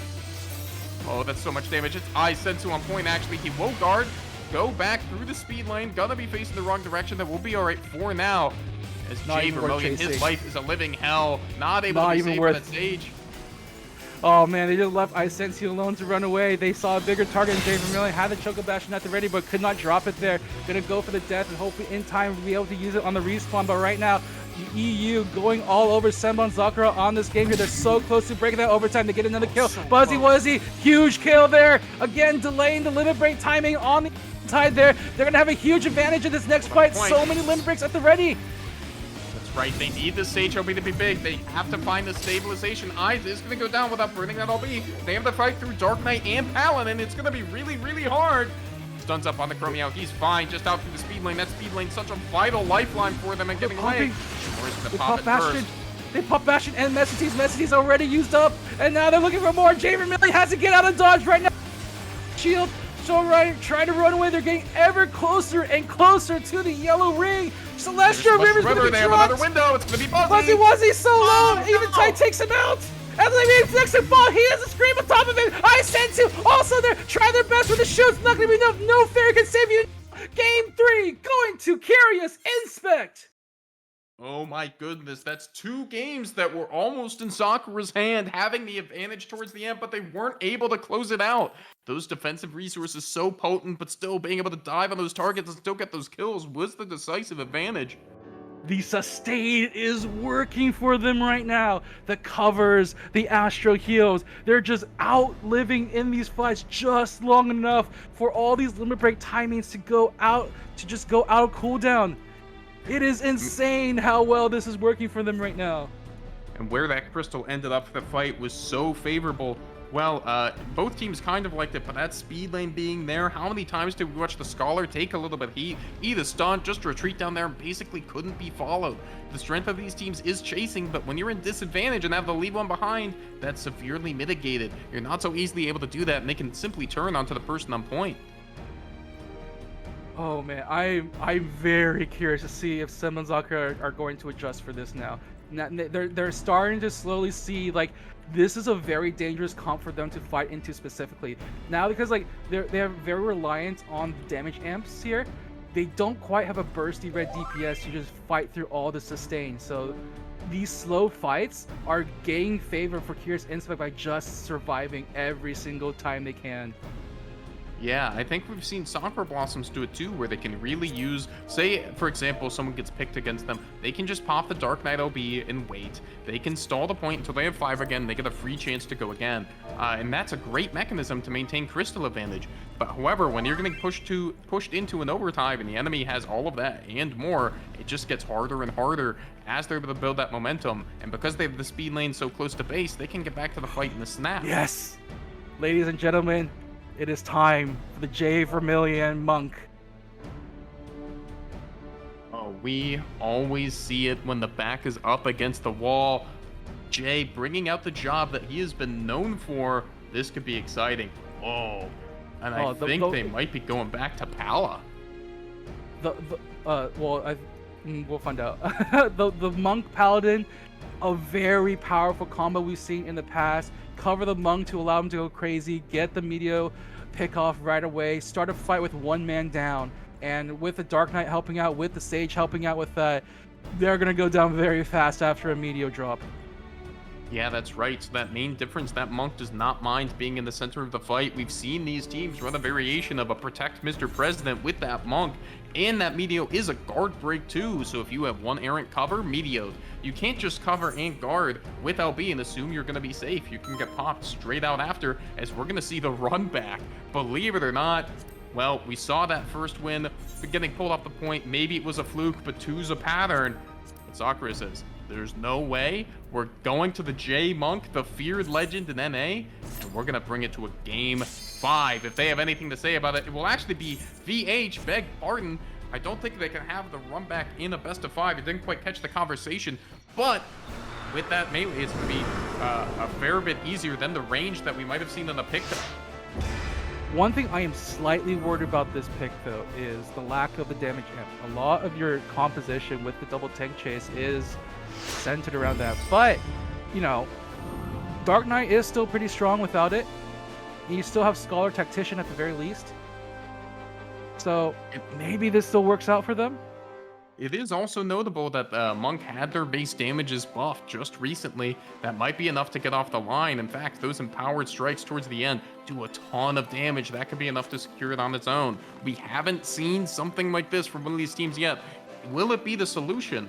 I mean, I think it may be because, you know, with the Monk, you have that single target lockdown, breaks guards, gets rid of almost everything, and is undeniable. However, with those 3 giant tanks, they're going to do everything they can to make sure that Monk can't medio safely. The good news is if they can bait a cover shield, we can see a medium immediately on Shimori. So they have to be very careful with their target selection now at this point, just to make sure that Shimori isn't just covering and leaving themselves open here. We go immediately jumping on in. They see Ice Sentence again. Get the Scar out of here. He's done quickly. No fear at all. Ran straight up the middle. Are they going to be able to find some kind of trade? Shimori will get the cover on the Sabo. Not too much needed, though. They really didn't take too much in opposition. There's the onslaught. It's going to be on the Buzzy. Is that the next target? Oh, Buzzy trying to run away. Cover. He will be okay. And the cover, but immediate Tactician on Ellie Meeps. They immediately see the Paladin. Oh, they want this Pally kill. There it is. Uh-oh. EU has the engine running. Emmy is able to get that. Oh, look at all 4 of them there. Stunned up by 1 suck. That's huge. Oh, my God, Emmy. So Cover's there as well, Shimori. Oh, my God. Jay in guard will go down. The rend is there from Sabo. Sabo now going full warrior right now, just in their base, already at the checkpoint for Curious Inspect. EU going hard on this NA team. Oh, this might be bragging rights for a while, at least against Sakura's. There is one more team waiting. Oh, they're going to go in. It's going to be Emmy. That's a fair bit of damage, and that stun will be forced to walk out. That bomb, so unfortunate. It will force Emmy very deep. They have the potion. They are okay so far. 2 guards out of them on point. It won't be enough. Mountain Boop will get chased down all the way at the victory checkpoint. They're still trying to find, looks like Emmy Meow on the other side. Eyes forced up in the guard. Who's chasing who? Ellie Meeps hits that guard. They have to try to make it to the pot. Will they? Not quite. You cover. They're gone. The scream is there as well, ensuring they get stunned by the proper end. And now they're looking at Fuzzy Wuzzy again, they can't even use the limit break. They're gone already. I sense you. What in the world is happening? Mountain Boop, the last one man alive, but it doesn't matter. All 5 members of Curious Inspect will walk that crystal and end the game, taking victory over Senbon Sakura and making it to grand finals of Legacy Protocol. That's right. Without even a death between them, they swap to the Monk, and EU rolls through, not scared at all, finds that first pick on the Scholar, and they never let off the gas. That's going to be a 3-1 in Losers Finals as they await Spicy Funyuns in Grands. It took an EU team to finally knock Senbon Sakura off their huge tournament winning streak, knocking them into 3rd place off the brackets. This is the team that has had a bounty on them for so long, and no one was able to take it. But here we are, PvP Revival Legacy Protocol, EU did it. That they did. And they're going to be coming into, I believe, what might be a revenge match into perhaps the final boss of this tournament, Spicy Funyuns. Though you have to be careful. Whenever you're that winner's seed in grand finals, you're running into a team that just played a close set and is playing great. You might not be all the way warmed up yet. This is a team that's hungry and wants to bring it to that bracket reset. This is a very amazing lineup. This is not only because amazing job to Curious Inspect for making it all the way here, but this is practice against the double tank, double heal lineup that all the teams have been running. Spicy Funyuns will most likely have a warrior instead of a paladin, but the same concept there still applies. They'll have their Picto there as well, and we're just seeing Curious Inspect to shred that composition. That's right, and just how much space it buys them too. When you have all those big bodies, it's so hard to stand up to them as they charge right through. We saw the Dark Knight posted up on the usual pillar. They ran straight through it. They didn't even care. They were able to find Eyes, who was basically on his 50 checkpoint at the time, get a Bloda. They all follow, huge commitment, and they take it home.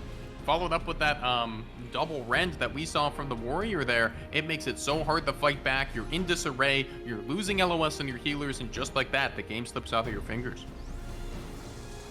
And this is a very interesting moment for them right now, because they are super warmed up here. They have fought one of the strongest teams in the world, taking a commanding 3-1 victory over them, and they're looking to see the run back against Spicy Funyuns. That's right. We may have seen this yesterday, but well, today is a brand new day as we step into our final sets for the night, grand finals and a best of 5. And would you like to introduce our competitors? Sitting on the winner's side of grand finals, we have Spicy Funyuns with original DSI, Airweaver, Sanahi Kito, Pecora Meow, Tai Lunari, and Montmorency Monza, a true superstar international team with members from Japan, Korea, and North America. Not only that, they really showed it off yesterday, undefeated in their trip here. Both of the teams you just saw play, these teams either 2-0'd or 3-0'd. They made their statement yesterday. This is the first time we'll be seeing them, and boy, have they looked locked in. But right now, they have another team they face coming straight off a win against Senbon Sakura in losers finals. Who do we have playing against them on the side of Umbra? That's right, it is the pride and joy of EU, knocked down, but might not stay down. It is BCA Curious Inspect, with Macro Meow, Crow Meow, Emmy Meow, Sabo Meow, and Shimori Bunny Hara, the legendary Emergency Phil, who is now finding himself in grand finals. I feel like this is the one of the best feels I've ever seen. Again, flexing the Red Mage, flexing the Paladin, and doing so well with both every single time. Could you imagine with an emergency fill coming all the way through and winning this entire event? That'd be absolutely incredible. I know Rusilla would be proud to see his fellow EU brethren just knocking it out of the park of everyone else today. That's right. This will be the match for last and for all EU's bragging rights. If they can pull off this comeback, EU's gonna have a lot to brag about in the coming months.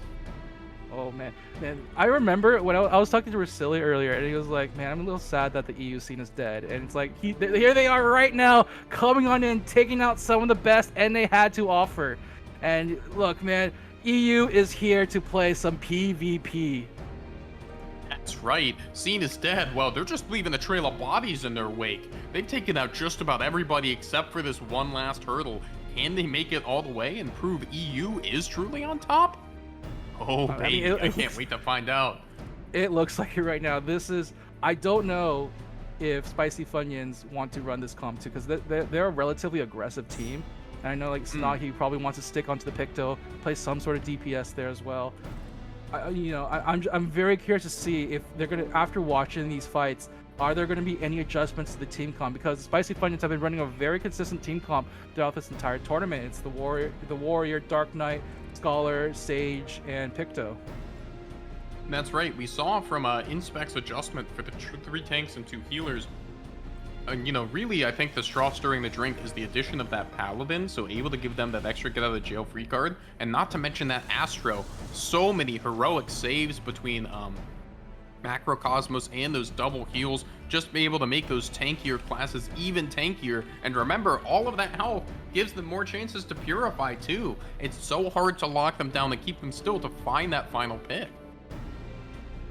I'm just very excited to see how this is going to end up, because Spicy Funyuns, again, I think that's like the best they've played in this tournament.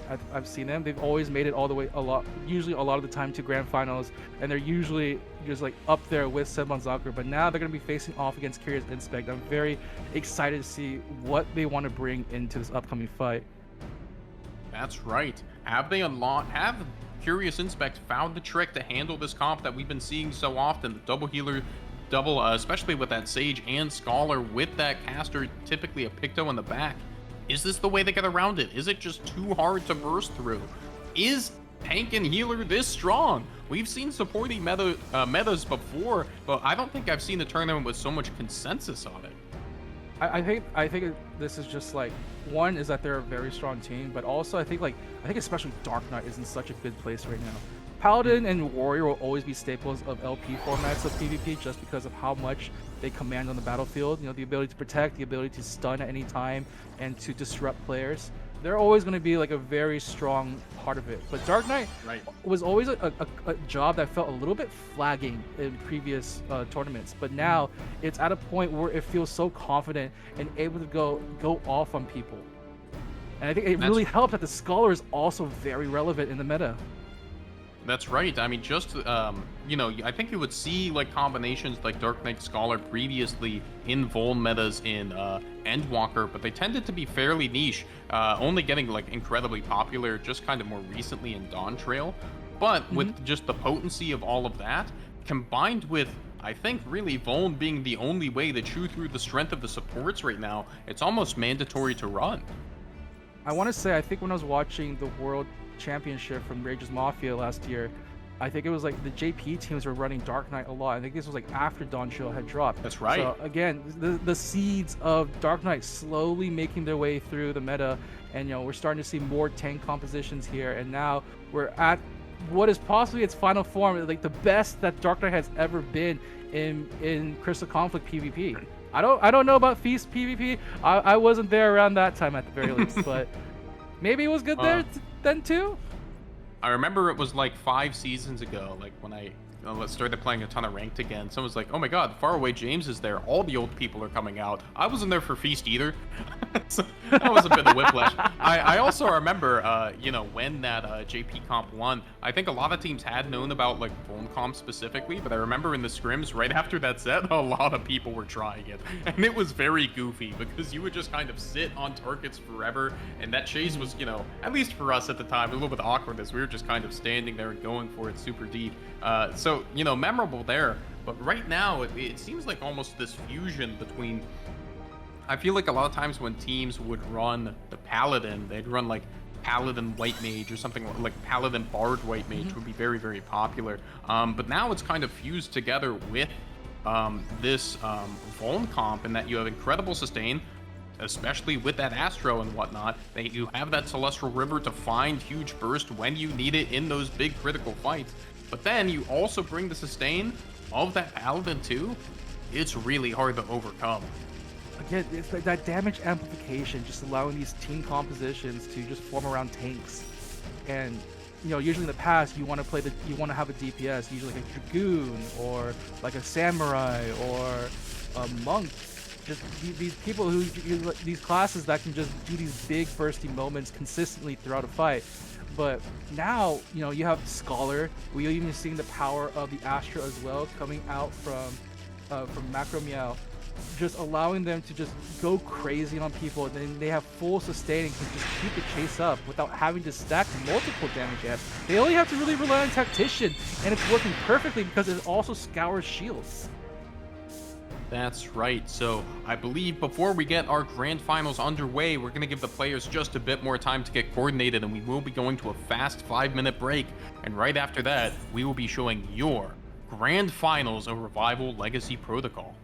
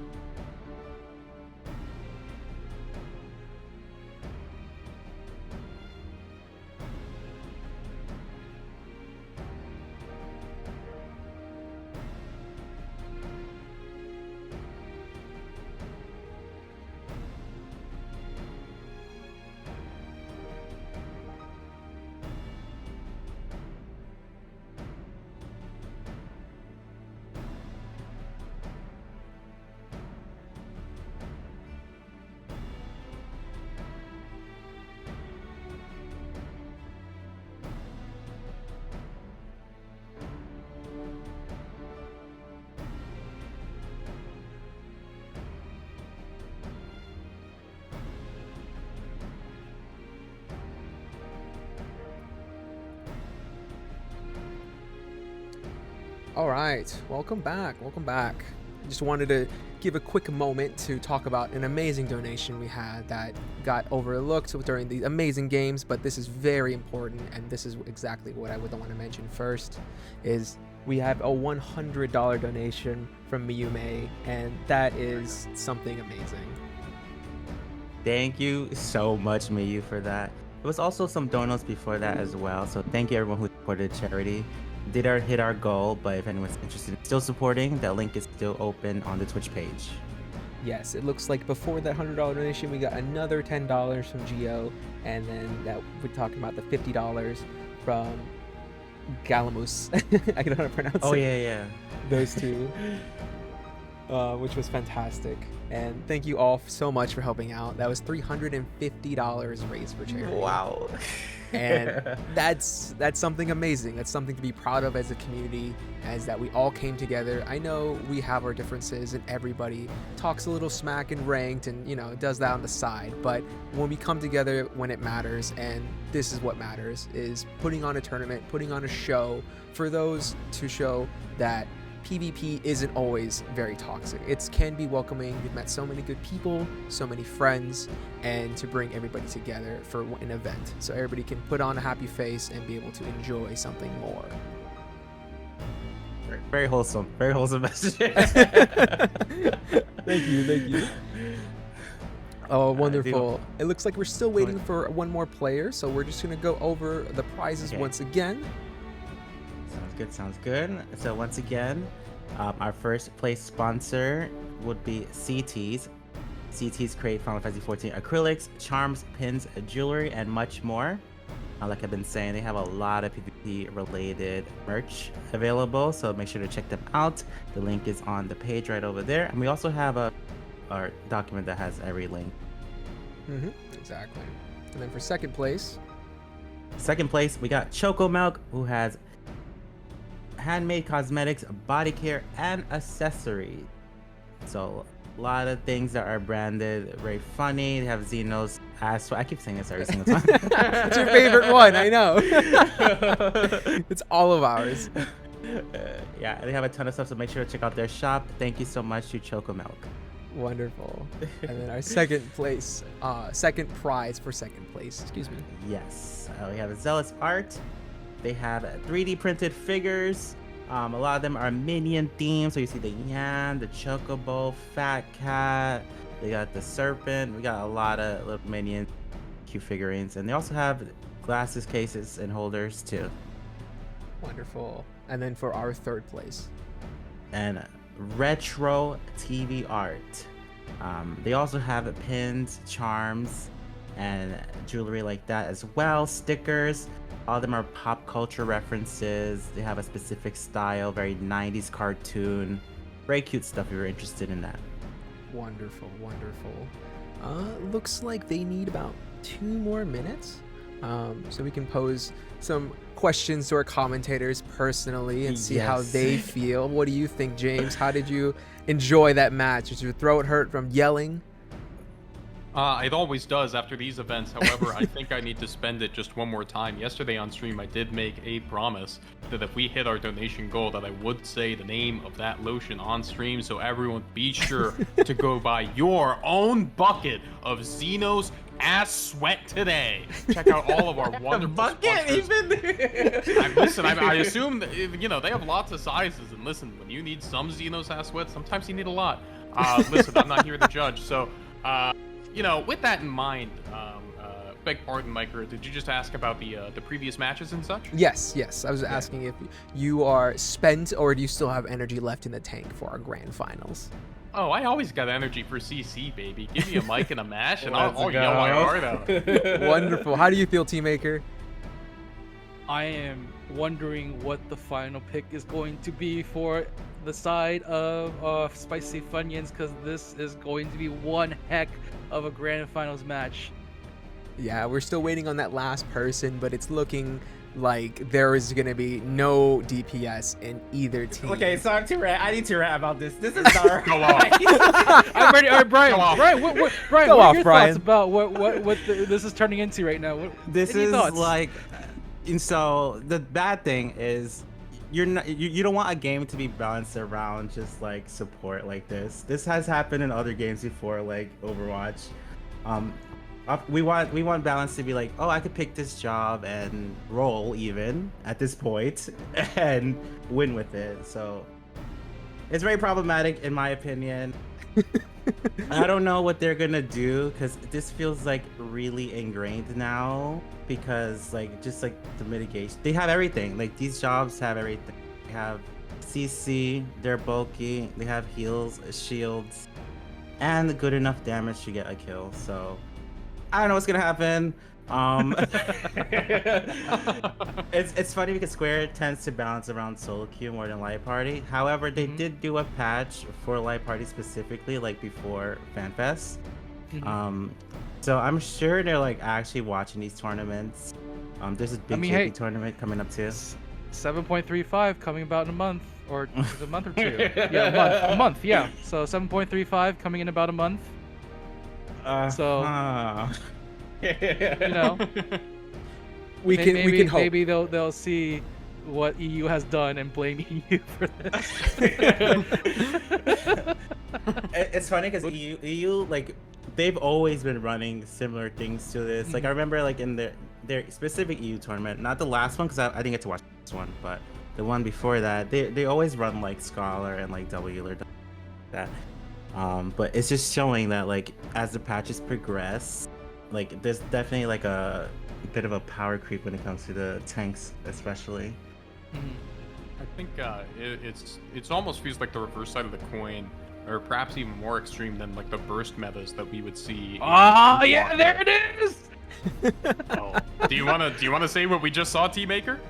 Oh, that is a warrior lock-in, ladies and gentlemen. Oh god. Final man there. Oh wait, no. So now he did go back to the Picto.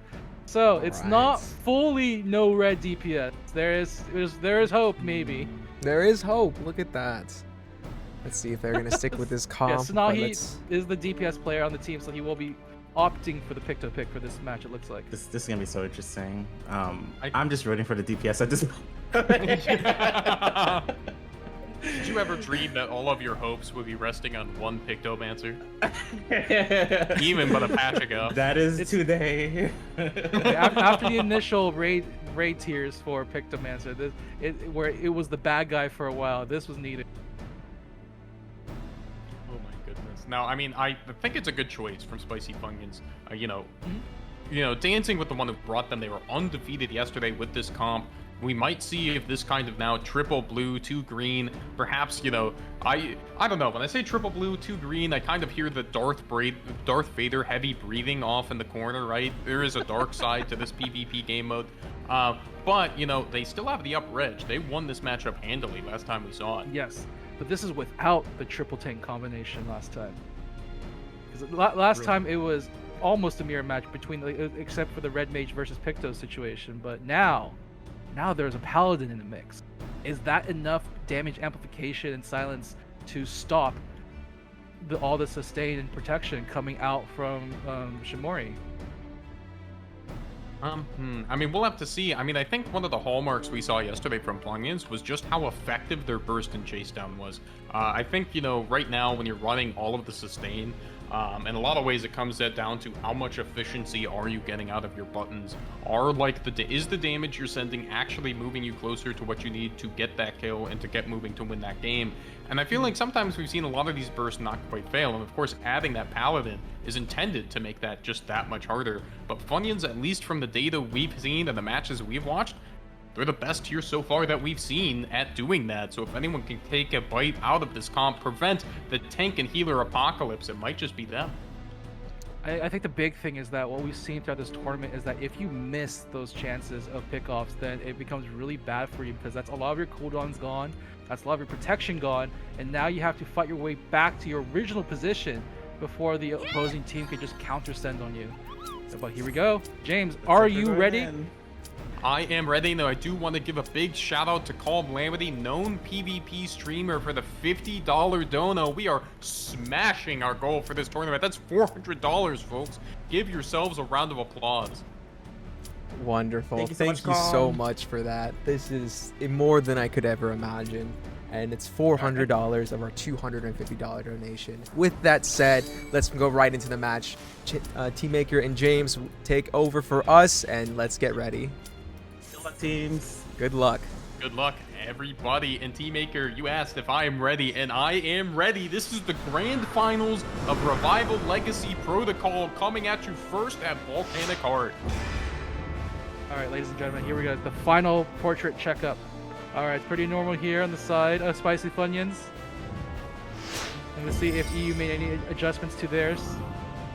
Here's inspect what you got for us. Win. All right, they're thinking. Look at them scheming. They're cooking with this comp right now, man. It's worked before. You know, with Shamori as the emergency sub playing that Red Mage and now the Paladin, he might be the unsung hero of this whole event. Coming through emergency sub, they have a chance to take it with just one tiny reset. But meanwhile, Funyun's the best we've seen so far. Get your final predictions in, ladies and gentlemen. 20 more seconds, 15 more seconds to go before the match starts. That's right, and I think actually the last match that we saw Curious Inspect play on Volcanic Heart, they ran straight through, no fear. They kind of caught the Cherry Blossoms. We are going for a remake. Beg pardon, we have a DC. Just a moment, please. Astra wins! Holy moly. Well, sorry. Yeah, sorry for that. We just kind of we had to pump the numbers a bit there. we got to rebuild the hype for this. Just like, okay, wait a minute. False start. Ooh. Hold on. Technical difficulties. We'll be there in a moment. Anticlimactic? No, we're just building to the second cooler climax talk. We're still getting there. I'm very curious. Like you said before, this was the map that they played on, that they beat Senbon Zakura and just completely ran them over. And I'm very curious to see if I hope that Spicy Funyuns were watching that game and have figured out a way to stop that from happening, because it's very, very possible to see a repeat of that exact situation. And the biggest thing is, at the very least, this time they don't have to worry about their paladin getting counter-ganked. They have a warrior who's it's a job that's always been extremely powerful in LP, especially when you're able to coordinate your stuns and your bloatas. I think another undersung thing about what's helping this warrior survive so much is I remember in previous patches, warrior really needs a lot of those just raw heals. Traditionally, we've seen it with that like Sage and Scholar, which is good and can help, but I think we've seen a couple times where the warrior's a bit out on an island that they can't quite point as well as some other jobs here. But when you have that Paladin with a cover or an Astro that can get you right back up to full, no questions asked, you can play a lot more confident, and that means even more space taken up by this Dark Knight and the Warrior. And we've seen how respectful people have been of it. Of course, you have to watch the plunge, because that's your one-way ticket to a respawn timer. But when the Warrior can just blow you in from so far away, and he has the confidence to LOS the other team, that's a scary sight, and it's very easy to back up too far into your own demise. I'm just very... Man, yeah, the war. It's not like a PvE warrior who can just live forever without a heal. But this in PvP, a lot of its sustain just depends on having that AoE hits. You have to just keep hitting a lot of people at the same time, and most people don't really like group up. But in this situation, there's a really good possibility. You have the vacuum effect from both the Dark Knight and the Sage, so there's a lot of possibility for this warrior to sustain more in a lot of these chase situations, just to survive just slightly long enough for them to at least get saved, or at least find a ground potion, just something to recover that bit of health that they can jump right back in with a well-timed Primal Rend to get the stuns and the initiation needed. Yeah, that's right, as it looks like we just had one player re-logging at the moment. Before we hop in, Brian and Micro, what were your thoughts on that game 0? Amazing. What I'm very happy about is that it was a very quick DC to be able to not have to redo a match or have to change point calculations. Oh yeah, that's always cursed. That is never fun. It's always disappointing, and there is not much that we can do in that situation. But I'm glad that it happened before the gates open, so we can remake, relog, and reset. Oh goodness, there is some insane smack talk going on in the chat right now. I can't leak it, but there's an intense debate on puppies or kitties between these teams. It's getting nasty, people. Now's the time to vote to mark your side. I think I'm cats. Really? Yeah. I'm cats. So Brian, are you saying you support the EU composition round? You support goats? Well, in Final they're Fantasy 14? team cats? Okay, she's on mine. Yeah. She's on mine. You heard it right here, folks. Brian Ricardo, fan of the triple tank double healer lineup right now. Oh no. Huge You know, I mean, fan. I'm just saying, I think if Airbud play PvP, play Pictomancer. That's all I'm saying. Oh wow. Maybe a little sage there as well. You know. Be another. Also- You're such a DPS. Yeah. I was gonna say, Resti, thank you so much for the $15 extra life as well. I'm not sure if Oh, we that's caught that huge. one. Oh, for Brasilia, of course. Thank you so much, Yeah, especially for Brazil. coming from EU as well. That is amazing to have that support from that side. Yeah. I'm sure he's cheering along for his EU compatriots as well. So I know you another guys. group of, Oh, go ahead. I was just saying another group of people Brian Ricardo will have to fight in the streets one day when talking about competitions. Excuse me. And, you know, I we just- do kind of mention stuff like that, you know, quote unquote PvP beef, but like, I think this is just a good reminder, as you're saying, Micro, we have people from all around the world having a good time playing our favorite game in Final Fantasy XIV and just having fun. We raised a bunch for charity, and we're having a good time bringing folks together across the pond and even further beyond. So, Yeah. you know, that's worth a round of applause to everybody. I hope everyone's having a Definitely. great time, because I sure am. Yeah, I especially appreciate the international players because you know it is hard to play with high ping and like taking the time. This is not the best time for them. Isn't the AMs there for them? So thank you so much for that. Maybe that's the secret to winning, is just to play in the early AM mornings. Just to wake up You know and what? start immediately CCing. I think the greatest games I ever played came to the great 24/7 scrim sesh of Thanksgiving 2023. 24 hours. I remember when we had made that in Rising Stars, the first thing of 24/7s. That was truly an event. Definitely. Also worth shouting out Rising Stars. They have scrims going on there all the time for drop-in, drop-out games. If you're liking what you're seeing here, you're a long-time player, or you're looking to get into it, that's a great spot to start the journey. Yep, no better time than now to get into the LP scene. Lots of people there wanting to help you out, wanting to help you find your team and find where you want to be, and just help you just get better at PvP, because this is truly a game mode that I didn't expect to love so much in Final Fantasy XIV, and it's been such a stellar community. Yep. And FanFest is coming up, so That's right. Nice emoji, FanFest is Yoshi. right around the corner. And hopefully we have something CC related there as well, like we did last time. I'm sure.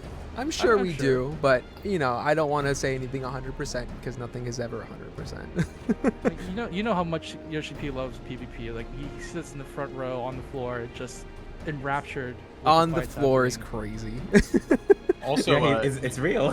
Yeah, I real, know the it's picture's real. there. I remember some photos. I had seen. also Yoshi P, I would 100% be down to do commentary for you. You know, wink, wink, nudge, nudge, I didn't say it. Hopefully they see our efforts tonight and maybe can ask us for For sure. anything they need, because I know all of us are raring and ready to go to help out with anything they ask.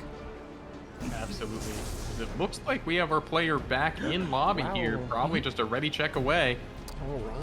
Yep, logging back on, Monza coming back on in, getting the warrior nice and prepped here for this grand finals. It looks like the ready check is here. Here it is. Okay, looks like okay. Game one. I'm gonna say a quick thank you to Void for the raid. Thank you for raiding the stream.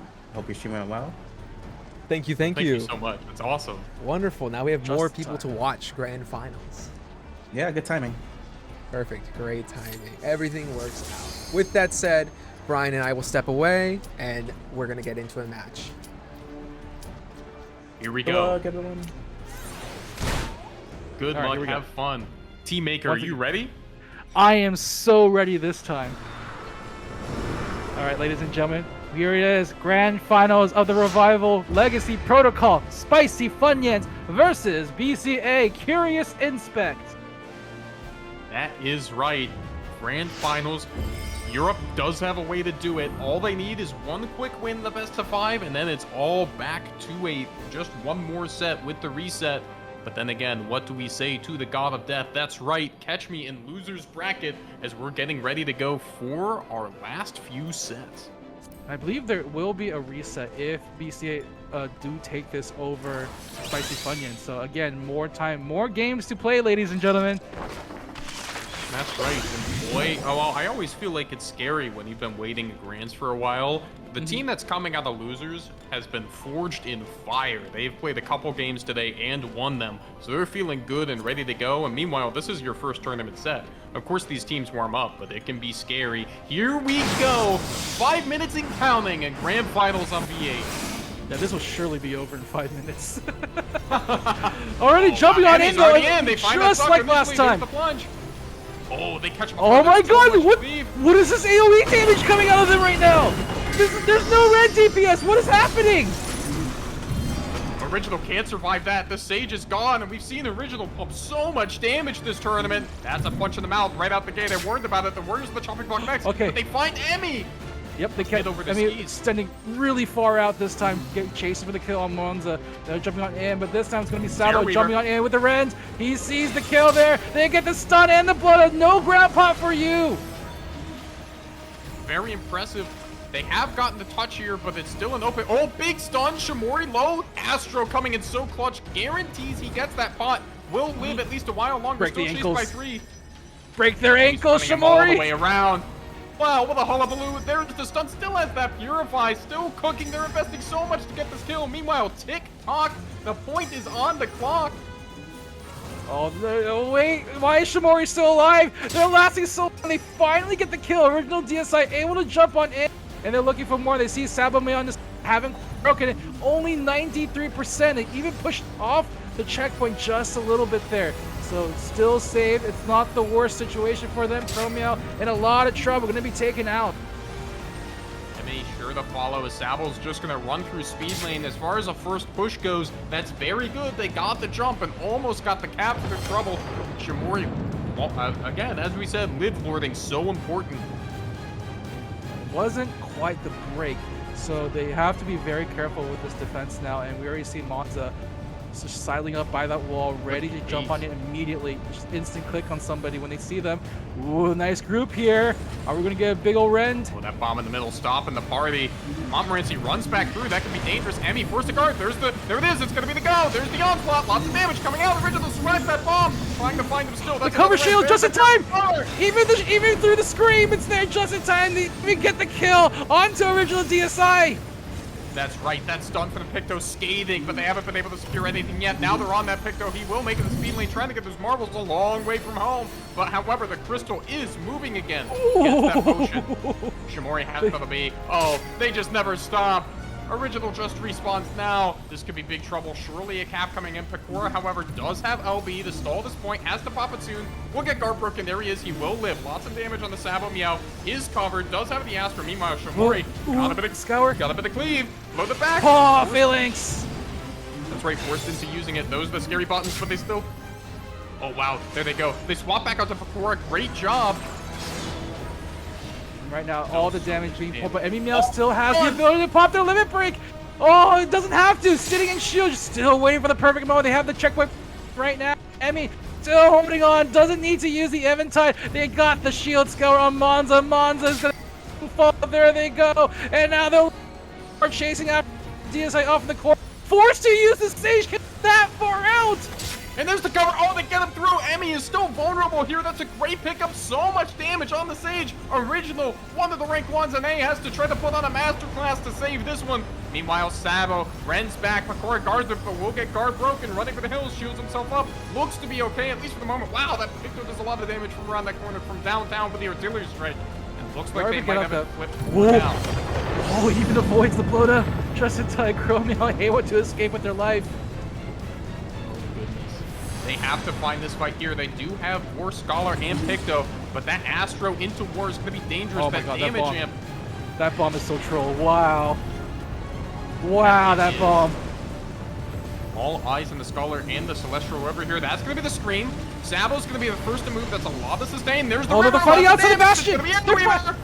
They found them outside the bastion. But they got a found great a return return kill. kill. 4v4.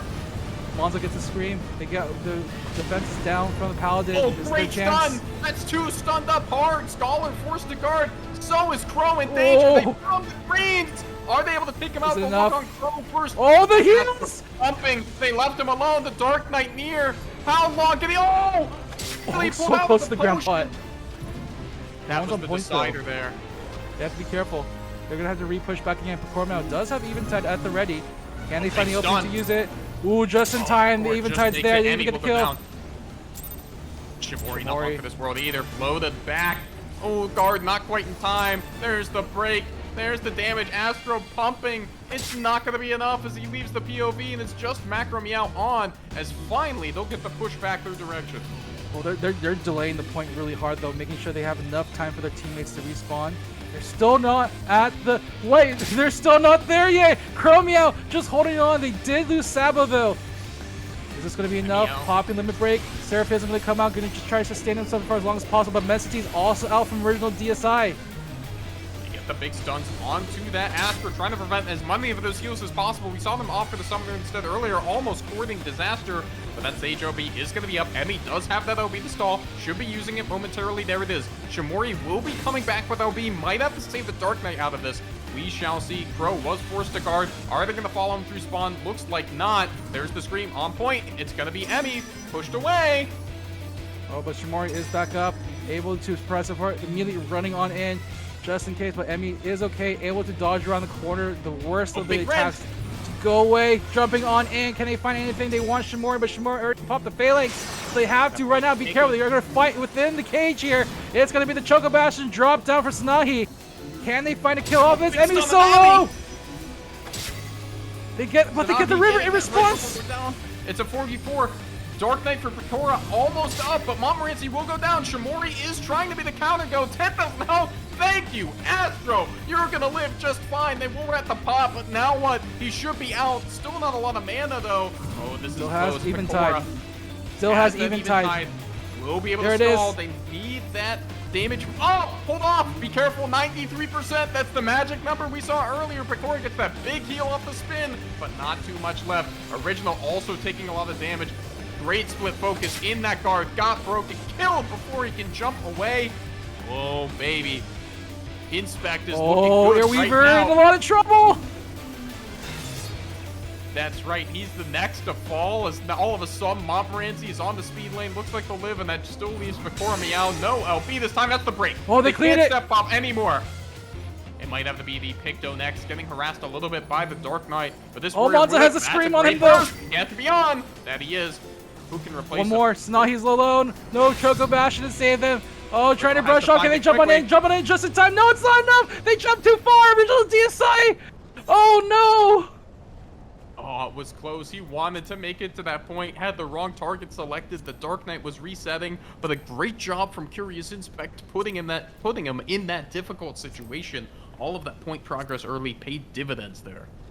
Again, EU making this composition work hard for them, and it's coming out in spades. Just slight moments of protection, just allowing their team to live a little bit more in that Celestial River at the right time. Makes all the aggression coming out from Spicy Funyuns practically nullified for like a good 5 to 10 seconds. It's especially scary because they still do have a lot of AoE. That macro will hit like a truck under that Celestial River, not to mention Rend, especially if that warrior has screamed. Those big AoEs can chop someone down before you know it, and they're probably hitting a group too. It's so scary with how you approach these fights because you want your Dark Knight and warrior in a position to make this fight happen, but you still want your healers to be close enough to help, but if they get too close, the whole house of cards could come tumbling down. Here we go. It looks like we're sticking with this comp. It might be. It At looks least like for the DSI. moment. Trying just all right. There we go. They are ready. So we're already sticking with this composition again. Another close set between these two teams, but this time it's going to be Curious Inspect with the advantage. And it makes me while they're sticking with their plan, it does make me wonder if the Funyuns, they have to be very wary of all this protection coming out from Curious Inspect. They need to find a way to just make that sustain, just break it somehow. That's right. And it's so scary on Red Sands. This was their pick, with that narrow choke of an opener. I mean, how good are you gonna feel about running into that choke point, into a Warrior, Dark Knight, Paladin there, Astro as well is gonna get macro on so many. That's kind of horrifying. And we've seen, Inspect have no qualms about hitting the gas pedal hard. Like, what corner do you play? Just beyond mid? I guess so. You just have to stare off. That said, these two teams did. I remember in their winners finals match, they gave each other a lot of respect. No, wait, that was Big Four actually. But still, these are. I'm very curious to see because Curious Inspect have been so aggressive on the opening. I mean, Meow always finding the opportunity to jump on in like at second one of confrontation. Yeah, that's right. I mean, maybe the solution is to fight fire with fire and meet them where they stand, but we'll have to see. Here we go.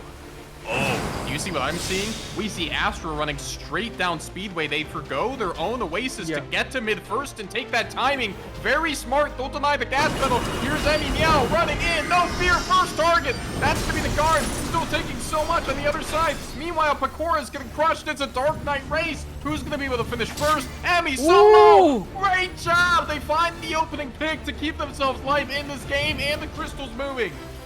Match aggression with aggression, just like that, taking out a key piece of Curious Inspect's lineup, and now they want to get Shimori next. Shimori has been such a huge thorn in the side in the last game, and now they just pull all the damage on this poor Paladin. The Picto will go down, but is the damage done? It's still a 4v4, but look at the crystal pressure, the point, moving and moving. Dark Knight bumps in, but guess what? They're all alone. They do have that Soul to the Earth. The healers are there behind them. Let's see, they have the damage for a counter go. It's not going to be Pecora. They're going straight for the greens. They're going to be mostly fine, though. That might have been just a counter stun, as meanwhile the Scholar is going to get healed back up to full. They have to do it all over again. The Picto just respawns now. They're going to hang back a little bit. Oh, wait. Is it going to be onto Pecora? No, it won't. They're going to wait. They want to get a heal on this Dark Knight and their Picto back, but that hounding from the stuns is going to make it hard. Meanwhile, Montmorency is able to just hold this corner here. Just respecting each other as much as possible. Emmy able to fully push on out. They got the blow though on Monza. They want to go all in on this Warrior. They even unleash a scream on it. They want to get rid of this Warrior. The Monza counter screams just right back, but Pecora and Monza taking a lot of damage right now. They have to be very careful. Monza trying his best, but there's no way to protect the poor Warrior. Pecora popping even to trying to keep himself safe, but they immediately jump on DSI instead in the backline. DSI stuck his shield, trying to Icarus dive out, but it's not enough. No safety near Airweaver. Now Pecora gonna be surrounded immediately. Not enough health from the Eventide. They're going to be taking out 3-man down from the side of Funyun. Curious Inspect on a roll still. That's right, Shimori with such a clutch cover onto Emmy, able to shepherd them through that initial engagement. I believe that was the plunge target too. Once they were able to live that, all of a sudden that cleave is coming in clutch, and it's so hard to reset. However, they still have limit breaks. That's right. Funyuns. Oh, that's huge. They need that shield. That's so much sustain if they get it. Oh, the lunatic! Up the OB to make sure they get in. So much damage onto Emmy. Everybody gets the shield. They move the gauge back in. Emmy's going to go ahead and LB. Meanwhile, Shimori still has that button if they need it. All of a sudden, no Funyuns taking damage. Airweaver down the half. Those mana bars are falling. Pecora doesn't have all that much left in the tank. Still holding steady on point. Will pop that heal. Has to try to hop out now. It's going to be down to Montmorency on the point. Meanwhile, look at how little damage has been taken on the other side. They didn't even have to pop the Paladin LB. As all of a sudden, they find the Picto again. Oh, Pecora gotta get out. It's basically a 4v5. And, oh, there's the Scream. He was the target. They'll use it for sustain. That's so much. Is he getting pumped by the Astro? So close. They will get the trade. That's massive. Pecora in deep, trying to find their way back. They don't have any more mana. Montmorency also. Oh no, the Scream still went off though. They got the Scream of Pecora right before he died. They got the damage on the poor Dark Knight. And now Pecora is going to be down a huge part of the aggression. Down for the count. They even still have the cover shield to keep the Dark Knight alive. Able to pop more. Oh, things are going from bad to worse right now. Montmorency is able to get out. However, Sunscreen is going to be needed. Wait a minute. Emmy's there. Good find. That'll be a kill right around the corner. Two converging from the side lanes. Airweaver in a whole lot of trouble. There's the pre-purify into the guard to stop that suck from coming out. Oh, original big laser able to relieve a lot of that pressure. Oh, the silence shield. Barely Scour. up to Emmy. This is still going to be but hard. Shimori's there. In time. Let's see. Do they stick with it? He is half HP. The Astro is looking. Is that going to be the go? Yes, it is. So much damage to the Astro. One more heal for the road. Body is enough. Yes, they denied a potion. All right, at the very least, Spicy Funyuns slowly making their way back as the entirety of Curious Inspect go for the retreat. They have a nice lead here, but this is only just past the checkpoint. We're still not in overtime, so plenty of time for. Actually, Emmy's a little too far out. The heals aren't there yet. They have break. It's gonna be a lot. Oh, they even tied just in time. They got the scream off, and now they dropped the river as well. They're looking, trying to pour the damage. There is a counter response, Seraphism, Choke Bastion, but it's not enough. Airweaver's down. Now they want to get this poor Pictomancer trying to run into the Oasis. Running for the left, they are able to make it there in time. Meow finding their way out. Is that going to be the go? Looks like they're backing off. Oh, they don't have time. They have to fight. It's going to be Emmy. Big stuns. Astro pumping. They get the guard. How do you break it down? Shamori is there again. Oh, so much damage coming out. Montmorency is going to be ready for the hills. However, Pecora just popped that LB. Fine for now. How many will they get on the spin for health? Oh, Pecora, gotta be careful. Scoured, Tactician's there. The damage is there. Emmy Meow picks up the kill on Pecora. Oh, that's a plunge. That's a problem for the Picto. Is going to get run down in the back. Meanwhile, Original guarding a point as the Sage would for the small one. Montmorency was barely not on the point with that scream as they went to follow. This is a big problem. On the stagger on this map, it's so far away. How do you recover? Shamori there again. We'll pop the LB just to make sure there's no response. It might have been premature, but it could also just secure the game on the spot. There are so many moments in these fights. They use the Scour Emmy just trying to get rid of this Dark Knight, but that means they don't have a Scour for Shamori, and Shamori just able to jump on in with the protection, and just like that, game number 2, Curious Inspect, they are one game away from resetting bracket. That's right, and you can even look, Original and Pecora aren't doing the most damage in the game, but it's still only enough to get 5 kills. They have the damage, but it just doesn't matter into the brick wall. Brian Ricardo right now off stream, rolling around in absolute terror at the sights here. I think what's really neat happening right now is that Spicy Funyuns is trying their best to get rid of Emmy. They're pouring every single iota of cooldowns they have on there to get rid of this Dark Knight who's been such a thorn in their side. But they use all their things. They use all their scours. They use all of their cooldowns just trying to get this Dark Knight and just allowing Shamori to just jump on in, get a very simple cover shield, and that's that. So I think I see the adjustment here, and I think it's a smart one. Okay. So I think we will be seeing a job change. Right now they are hovering Reaper over that Pictomancer, and I think that could be really strong for a couple reasons. First of all, that 60-second large area stun. This is a team that likes to send their giant 3 guys after you and follow you to the ends of the earth. A great way to relieve that pressure. You can fear them all. It's better than a stun. It's a fear. If they're in shield, they lose that shield immediately and forced to run away, and that's... Reaper is was a DPS pick with Dawntre, I feel like, that we've been seeing a lot lately because of the ability to break through shield and get a pick off instantly. That's right. With these slower fights too, they're gonna have that LB first in the game. And also, you know, it's great for both relieving pressure and applying it. Relieving it in the sense that if you get into the enemy teams like Ball Comp as they're diving, press that fear, all of a sudden you have an instant turnaround with not much counterplay on the other end. You could also use it more aggressively and lead with that Reaper to try to get those preemptive stuns on Shamori to try to shut down that Paladin a little bit. It can open a lot of doors in the offensive game. However, you know, the question kind of a little bit, as we saw with the Monk, is how do they protect the Reaper to get it into those places? I think we've seen a Reaper, was it from... Yeah, it was Terra's Reaper.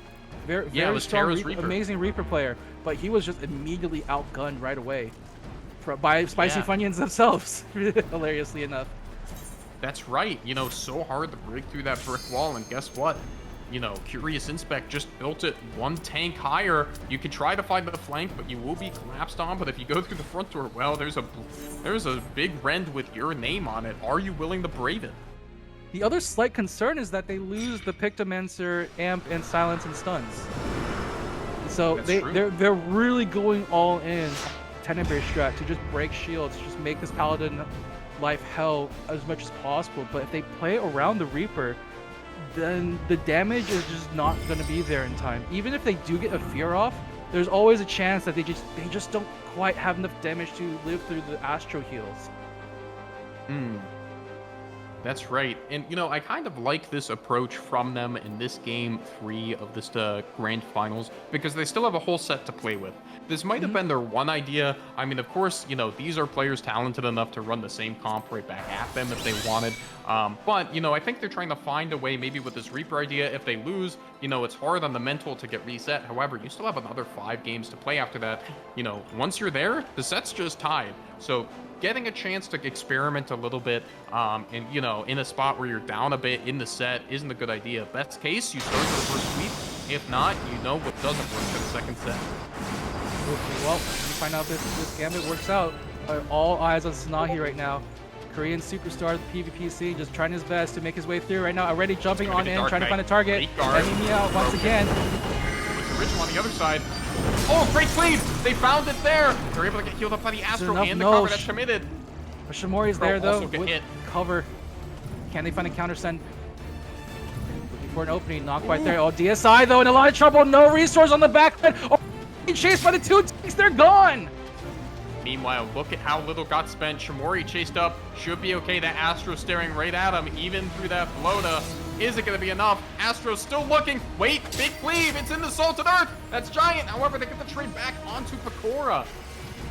That's actually pretty big because that is an eventide timing going to be delayed just a little bit. That's going to be a big advantage for Emmy if they ever. Well, at least they get 1 kill onto Pecora. Airweaver, don't go. Monza, sorry. So, ooh. Oh no, they got another one. That's 3 down. Okay, we are.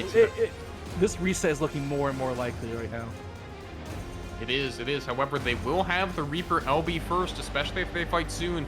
Warrior will be the next one up for them, right alongside the Scholar. So we'll see. They have the 5 on point. This is their opening. Airweaver just everyone's like hanging back. They just want Emmy on the front line. Hey, go hit Emmy for us, please. Don't worry about us back here. You don't want to worry about us back here. Sanahi in a lot of trouble. He goes down. Oh, that's massive. Just like that. Once again, the Reaper just having a hard time finding a way in. We've seen this once before, and where he is saying it again. Emmy Meow also gonna just on the front lines once more. They still, even with the shield scour, still has Eventide in their back pocket. They have to be careful. First, they're gonna go for the cover shield. Still not going to have to use Eventide. They already broke the checkpoint. Oh, the river! That potion. The cavalry's still coming. That's right. The cavalry was there with the LBs. They make it to the river. That's another great kill for this death ball as they're coming in. Montmorency solo. Pecora only 7 seconds to live left. Keto still has this LB, but they're too scattered. Where can they find the capitalization? Will this be it? That's the Sabo break. They're not going to spend it yet. Gonna try to find this the other way. They are making... Okay. Sabo just trying to delay things just a little bit, hopefully trying to get the kill on Monza, but not going to be good enough there. And it looks like Spicy Funyuns finding their footing here. In fact, they're going for more. It looks like they're chasing into the enemy side, just try to harass them out, keep them out of the area. But a huge lead going the way for Curious Inspect. Poking and prodding on their way in. They will make this touch hard. They're going to go ahead and pull this trigger soon. Emmy is going to go ahead and shield up. Here we go. There's the pre-cage from the Sages. We're going to get this party started on point. They're going to go for the Dark Knight again. Another good pre-cage. There it is. The fear. They have to make it count. It's going to be Emmy. They're getting healed. No, the Phalanx is there. That's right, the Phalanx. It's too much to burst through. They're not going to be able to get the window. Meanwhile, forced into a bit of a retreat. The Reaper will be resetting back towards mid. It's a scramble on the speed lane. Oh, they're looking for that Scholar. They want Airweaver bad, and they'll have them. The Dark Knight and the Warrior with a huge red there to bring it in. They're not done yet. That's another plunge onto Original, just forcing him out even further. Meanwhile, that Crystal just keeps moving. They have a Warrior LB in the wings. That should be the matchup at the next fight. Oh, of course, but forced the cover. That's going to be huge. Gotta be careful. No Eventide just yet. You're at really big risk of eating a scream from Sabo and just taking a ton of damage right afterwards. We're also getting very close to Celestial River timing. Again, just try to just poke at things a little bit of a time. The scream coming out. They see Airweaver! They want Airweaver dead! They got him! Oh, they can't pick him up as well! Wasn't it popped the Eventide at the second? That was 2 LBs into 0 here, and they are still holding forward. Astro and Dark Knight up. That Celestial River is going to be nigh impossible to fight through as they're looking Montmorency next. That last hope on the point. There's the break. There's the damage. They don't even have to spend it yet. They're pushing all the way to a bracket reset. It feels bad Eventide timing too. Now you have it, but you have to use it defensively here just to push them off the point. Sabo though jumping on in. Can he get this warrior? Oh, not quite yet. We get Shamori with the save. Now the river gonna be dropped on their heads. Bakura forced to pop the Eventide to survive through this, but that's so much damage mitigated. Chromio picks up the kill. Snahi has not had a good time in this game at all. Airweaver again being chased down. He will be able to get away to the potion, but they're just going to offer Bakura instead on point. No way to live that. It's a 3-on-5. They have the cage, but for how long? They're going to start jumping onto Original, try to make some movement here, regrouping, getting ready for this burst. There he is. He's trying to get out. He's on the way out. It'll be a bit of damage. Yep, Shamori's going to follow. He's the only one, though. Not too bad. We'll get the guard. That was one live they needed. However, Sabo Meow taken so low. Astra pumping cover there. However, Shamori won't get that pop either. Is that going to be the go? No. Montmorency in trouble. Guard broken back around the corner. Followed. Given. Original. Oh, Reaper. It's Emmy Meow. It's Emmy Meow. So close. They can't. no, but Shamori popped it. The Phalanx is there just in time. So many buttons. It's a double stun on point. They blow them back. But he's living forever. They can't get through the Astro. They can't get through the Scholar. They got a kill. They got Emmy, but is that enough for them? Airweaver gotta go. Be careful. You're gonna run to the pot. No, the pot's gonna be taken. There it is. Just in time. They want the kill on Sabo Meow in return, but Sabo able to get out just in again. Shamori with the save once again. Jumping back in with it. Trying to get on top of anybody, but it's not gonna be enough. That's big. They used both Astro heals and the cover on the same target. This might be their chance. Oh my god, they did not give up. Spicy Funyuns. Can they find it through? Okay, back to reset. Holy crap. Spicy Funyuns almost taking a loss there, but still hold it. 97% for Curious Inspect. They just have to defend here, and their limit break's coming up. We have the river coming back. We have Seravism there. But the fear from Sanahi. Sanahi has Tenebrae. Oddly shut down this Astro. It's DSI going deep in the original, in the back. There's 3 already there. Meanwhile, on the point, it's stalling. It's gonna be Macro Meow. They want the Astro. They won't get him. That's gonna be a big problem. The fight's still 5v5, but what's been pushed? There's the river. Here's the damage to get Chromio before. That's one healer will be off the table. Can they find the pick? It's gonna be Airweaver. Scholar. Not quite at the LB. Wasn't enough. Bakura forced to use that LB. Meanwhile, Warrior and Paladin will be coming up. That's what they have to play for here. Macro Meow. Low. No Astro. Wait, the Astro is there. Barely. He's able to teleport out. He wants the pot. Post it was so close. He got the grab pot. They finally get the kill. Down. Jumping on through, but they found Montmorency. They're looking for more monsters to be down. Shamori's about to get that LB. Are they going to try to stop him before? No, that's not going to be the case. He's going to go ahead and get the cover onto the Dark Knight. That's going to be pretty darn safe with the LB coming out right after. However, health bar still looking good for Funyuns. Looking at the Reaper, he's going to jump out. They have to find some kind of pick. They want the Reaper. It's a lot of damage. USDP, he'll make it. Oh, the fear's not going to be there in time. No, the Warrior from downtown. They wanted Shamori in return. He's getting pumped by the Astro. He's going to make it to the second potion, no problem. This is a big issue for Funyuns. This Paladin has been such a problem for them. They have not found the answer in all 3 games right now. Third game might be looking really bad for them. They get the pull. Monza trying to just fight his way through. Chances to get anything here. Emmy Mail also has to be careful. No, Airweaver still taken out just in time. Those tanks will follow you anywhere. However, they do have the Reaper coming back. They might want to get something. It's going to be Shamori, good stun, and Emmy. They have a couple. Here's Paladin. Gotta make it count. Your last chance. They get Shamori. It's huge. They get one. However, that Dark Knight LB is coming. Same with that Warrior original is going to go down in trade. It's going to... Oh, wait, Pakora. Oh, Pakora's in trouble. They got the break, but at what cost? They want the Dark Knight trying to heal in the Salted Earth. Eventide just in time. Barely. That's going to be huge. Emmy Meow probably forced to use it next out of this guard. How does Pakora get out? They are already gone. Oh, Pakora just jumping out, dodging to the speed line, just healing up. But that's also their Eventide timing. Sabo is going to go for the screen. We got a river. Here's the river. Where's the Eventide? It's on Airweaver. There's just enemies everywhere. He rounds the corner, can't find the pod. That will be one in trade, but this is enough. Original coming up with this LB. Pakora in trouble, is going to be forced to run back a bit. Oh, he might not be long for this world. Original drops it, trying to save himself, get entry onto that point. Pakora Meow, there's the fear! He gets around the wall! The blow isn't enough to save him. They're not able to quite quite convert on any of that. Sabo will get that point. That Sage doing so much work because original forced to guard probably gone after this pick. Nope. And if they just run out of players.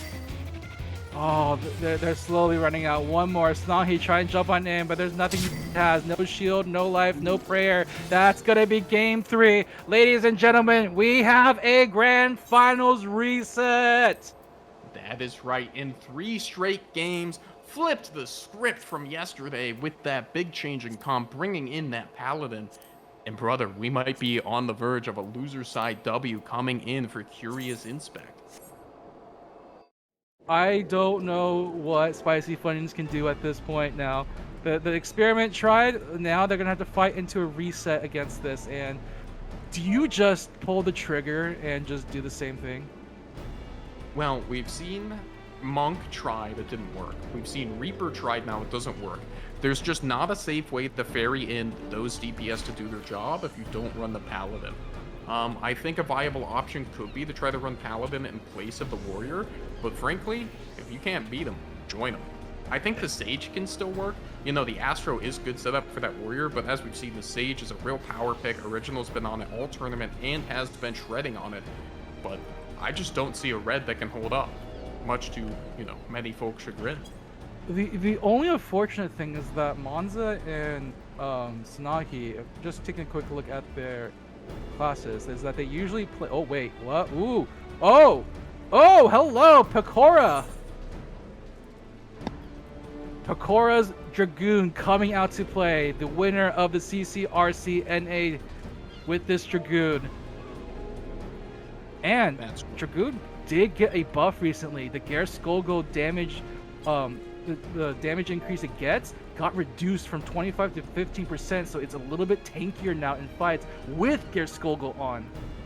That's right, they can play a little bit more greedy, want a little bit more of that damage, and they will be swapping for a moment. It looks like they considered Astro, but it looks like it might be Sage Scholars. They're still making up their mind. That makes the comp Dragoon, Sage, Scholar, Reaper, and Warrior getting... Okay, they do swap back to Astro, of course. Astro is that double healer slot. Makes so much sense for just how much regen you can offer. And well, they're trying to say, you know, it didn't seem like we had the damage to get the kills last game. Now they're going to bring it. This is a very interesting pick. Dragoon is definitely like... That is a class that can like actually tank through things really nicely with the roar, and most of its damage actually comes from range, so it doesn't have to be in the middle of fights all the time. So it's able to like dodge in and out of combat as needed. And if you want a Dragoon to do win for you, Pecora is like the best Dragoon to do so. Yeah, that's right. I mean, of course, with that comp of, you know, the Paladin, Dark Knight, and Warrior, they'll follow you, they'll blow to you. If they want to get to you, they will get there. But, you know, with that Dragoon, with that Wormwind Thrust, you just get so much on-point damage. They might be trying to say, we just want to take you out before you even have the chance to cover or res up with the Astro. The Astro getting so much mileage because the time to kills are so long. If you can bring back this burst meta, you'll have a chance to stop them in their tracks. And the big thing is this is an old school combination from like Endwalker as well. It's the Dragoon Warrior combo. You get that scream off and Sky Shatter Dive is free. That's right. And again, this is a comp on the other side for Curious Inspect that will group up. However, we have seen the danger when you don't run as many big bodies as the other team. You're gonna get pushed off in a space war, and if you get a stagger, the enemy team can sustain themselves on points forever. Wait, hold on, wait, what? Wait, what? Is that a no tank? Wait. We might be seeing a chillin' time composition here right now. That's right. We're seeing the Dragoon, a Pictomancer, and a Reaper, 3 red, with the hope of the PvP world at their back with the Sage and Astro. What is this? Through. Is this what they need for damage? Is this how they break Paladin? Yeah, well, when you bring all of that sustain, you know, it's if you don't join them, you just have to punch through, and that's what the red jobs are there for. Of course, we've seen, I think, in this meta, a pretty strong preference for them. But listen, sometimes you just need to bring a bigger gun. I'm really interested to see where this goes. I mean, they have a stun coming from the Pictomancer, so they have some sort of control, but Dragoon doesn't have any control, and Picto has some control with the stuns, silences. And Reaper has the fear, but only on limit. What? I'm very curious how this is gonna go. This is a very like damage bursty composition for sure. And the idea they want to get the Tenebrae off on somebody and just pour damage on that poor fellow who can't guard. But that also means they have to be hyper aware of Shamori's positioning. That's right. I think with it involved is, they're kind of saying they're not bringing a lot of CC, but like, if you don't kill them in this first go, they're just going to heal back to full anyway. Like, how much does CC truly help you? Where you just have to hit that Picto lineup and Wormwind, and they're going to die before they can react. That's the plan. How much space do they give up? They're coming right out. This thing has to be perfect. There's going to be Montmorency. That will be the front line for this team. Where is it? It's going to be Emmy! What is that with the lineup? They've been looking for it. Welcome back to Endwalker, everybody. Dragoon doing the damage. Montmorency in the back, still getting chased down, but they still have the tempo. They should be getting it ready for another burst soon. It's going to be that Scholar. Where's your Astro, my friend? Stunned up on the pot. They still get it. However, still pushing. Are they going to fully commit? Whirlwind, it's big. Jump. Goodbye. That's the dunk. The plunge going to be used on Picora. They will get that whir, and they will find the trade back onto the other side. Onto Montmorency. Emmy so low again. Emmy so low. There's your punch chain now. The DPS is making a resplendent resurgence here. So much damage. They're trying to group up. Picora is getting hit. However, that roar is going to hit a couple, keeping them alive. That Astro doing what they need to do. Guard on the Shamori. Great job regarding that damage. We have to be back aware of that again, and they won't quite get the touch as they choose to back off. Yo, those Dragoon buffs? Dragoon buffs, anybody? Yo, best class in the entire PvP game. Oh my god, here we go once again. Oh, who's the go? They're letting him get close. Picora. Oh, there's the fear. It's Picora right around the corner. Wait, Montmorency gets blown up in return. Picora has to roar and jump out. That's not a lot of health for them either. They almost have the big Dragoon up in the air moment, though. They probably want to save it here as they're stood on one. There's the scream. They're not stopping. Original jumped on. Purify jumps again. They're still chasing. This could be an overextension. Can they find the damage? They kind of want Sabo. Some damage onto Emmy. That's a silence out of the Picto. Oh, jumps in the air just in time. Get some shield, get some speed. Is it gonna be enough? No, they get stunned. Oh no, it's not. It does the back. Oh. They get the trade. Shamori, however, coming up. However, they have the cage and the Celestial River soon. That will be the touch that could come bite them later. There it is. There's the river. They want somebody. Airweaver gonna back off. So scared already. Airweaver's river this time. He wants to. They're on the hunt right now, trying to push in the back, but that is going to be a slight lead, going for Furious Inspect. Oh man, this is going back and forth now in a way I don't think anyone would expect it, but they're doing such a good job of keeping up with the tempo here, and they're just making sure this time they want to make sure Emmy does not have a good game. Emmy, oh my god! Targeted. Yeah, they won't get the cover, but that's that use. They still have the Sage Cage. It's dropping down. They're in a good spot. Oh, Choco Bastion! Original solo. He's going to be taken. He's going to be alive. However, they have burst again. Who is it going to be? Back on the Emmy. Kind of. Oh no, Picora stood up. That's a lot of claim for the Paladin. The Picto right where they don't want to be. Around that corner. So much use to get them out. The chase is on, maybe. Sabo, however, getting hit by the Dragoon. They will guard the worst of it. Looks like they're going to be okay with the Astro rending back in to stop Picora. Oh, we're playing in lava, ladies and gentlemen. Ooh, the explosion going off. How has no one died? This Reaper does have LB, and they are in behind. If they can find an angle, he's going to look for Sabo. That's going to be going on the front. Going to be enough. Oh my goodness, wait, that's two dead. Just like that, all of a sudden their dreams dash. They have to find a way out. Airweaver dying on point. Is the Reaper going to be able to get away? Yes, they will. Already down the speed lane, and boy, those LBs are scary on the side of Curious Inspect. Oh, they have to be very careful. That is so many limit breaks coming on the side of Curious Inspect that you do not want to fight into. And it's all going to allow them to delay for the Paladin limit break too. Emmy already jumping on in, even Tidette them ready. Fearless, it doesn't matter how aggressive they suddenly become. I'm still a Dark Knight. You must fear my presence. That's right, with the LB2, fruitless at some point to continue that first. Here we go, there's the fear, it's the back line, it's gonna be the Astro to get him. Oh my god, the cover is a heartbreaker. This River's gonna be coming out in return. Airweaver brought low. Original goes down first. Airweaver won't live to LB, it's a disaster. Picora falls too. This might just be the end of the game. Montmorency will be able to die on point. They're just gonna hunt this Pictomancer. Look at Emmy. No fear. Plunge already in the back. No way you can get to this point. The Scholar's gonna walk it in. Can't make it. This should be game. We are even going into overtime with this. Are you kidding me? What? What looks like a really strong chance? Oh, DSI. Doesn't have trying to jump. anymore, no, wow, just instantly blown up. Holy crap. Even with Oh the my. switch up here, the aggression coming out from the side of Funyun, that's not enough. The triple red DPS, not enough here to stave off the triple tanks.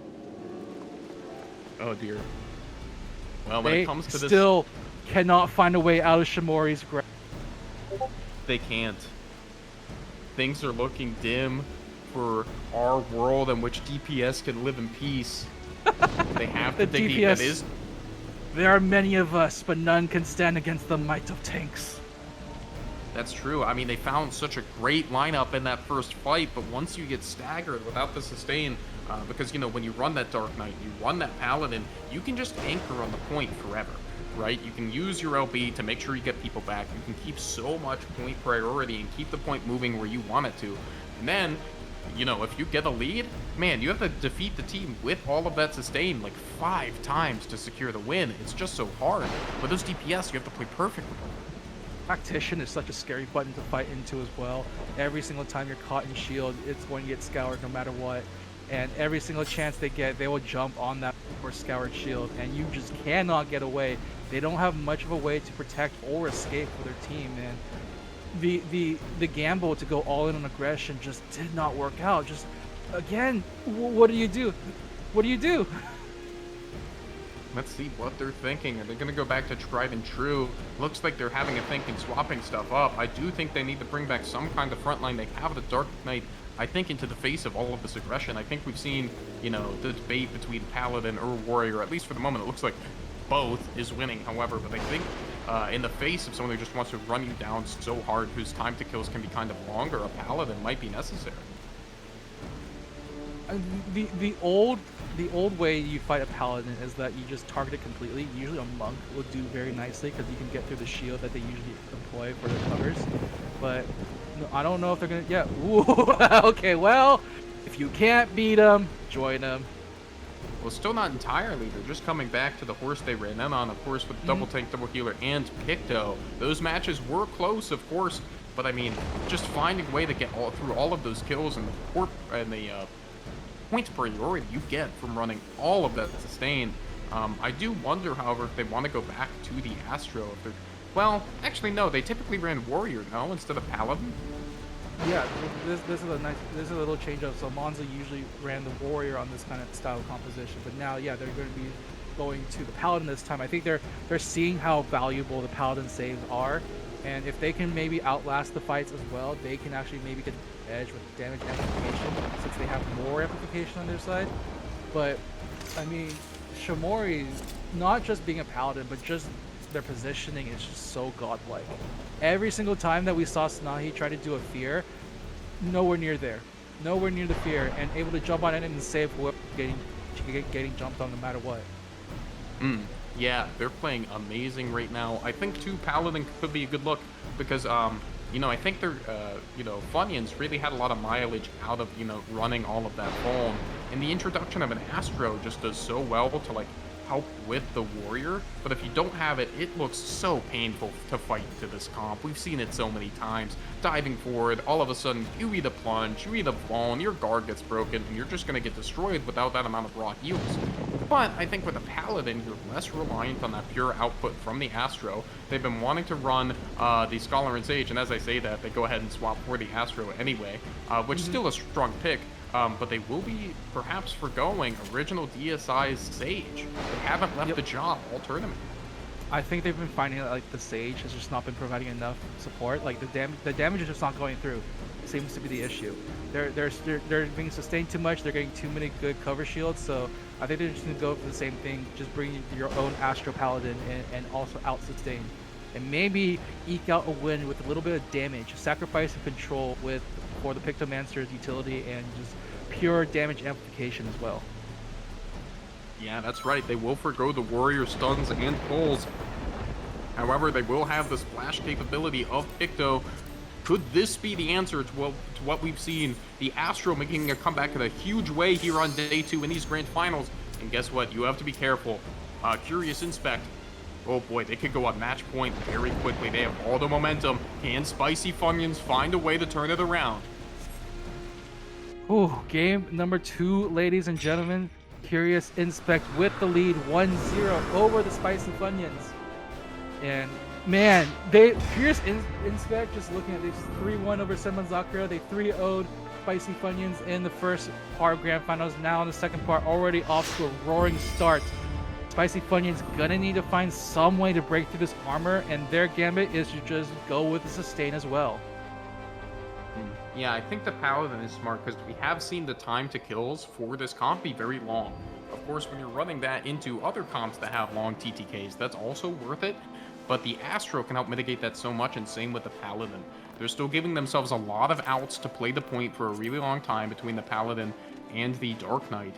And the difference is really going to be who shows up more, the Pictomancer or that Warrior. Look, all I'm saying, Square Enix now needs to make blue and red versions of a Celestial Rip, because goddamn, it's going to be hard to tell who's is popping off. Yeah, I mean, well, that could be a topic for another time. For now, we have a game to watch as we're getting into game number 2 onto Polystra. All right, here we go. Once again, it's going to be... Or no fear, that's already the plunge. Yeah, once again, just in the front lines. Can he do anything about it? Really going out the back line, though. It doesn't matter. Airweaver's gone, and the chase down is so real for them still. They're right. They're still Picor is so low. They're chasing the Picor now. Can see to that. Oh, they all had to escape. They all had to back up now. They have huge fully respect, but this is too much respect. Right off. Goodbye, Pictomancer. It was nice knowing you. They're running for the hills, but however, there's no hills to run for. All of those players are coming up so far. That will be the cover onto... Oh my god, they're on Monza. Monza popped the just shield. Got that guard. It doesn't matter. Oh, Shimor's like, I'm the better Paladin game right now, and you're gonna go down. Listen, this train has lost its brakes. The momentum's so hard. Can anybody start? Inspect as they already break the 50. We're only a minute 10 seconds in. Yo, EU, why is your scene not bigger? This team is so cool to watch right now. They've been doing such a great job just executing on this game plan. It's working out so well. No one's been able to stop it. Not Spicy Funyun. Oh my god, they just put it in. It didn't matter. Picor couldn't even jump in time. A minute, 23 seconds, the shortest game we've seen in this entire tournament. And if you're Spicy Funyuns, how do you come back? How do you talk to the team? How do you get them ready? You're fighting for your lives here. Ooh, I don't know.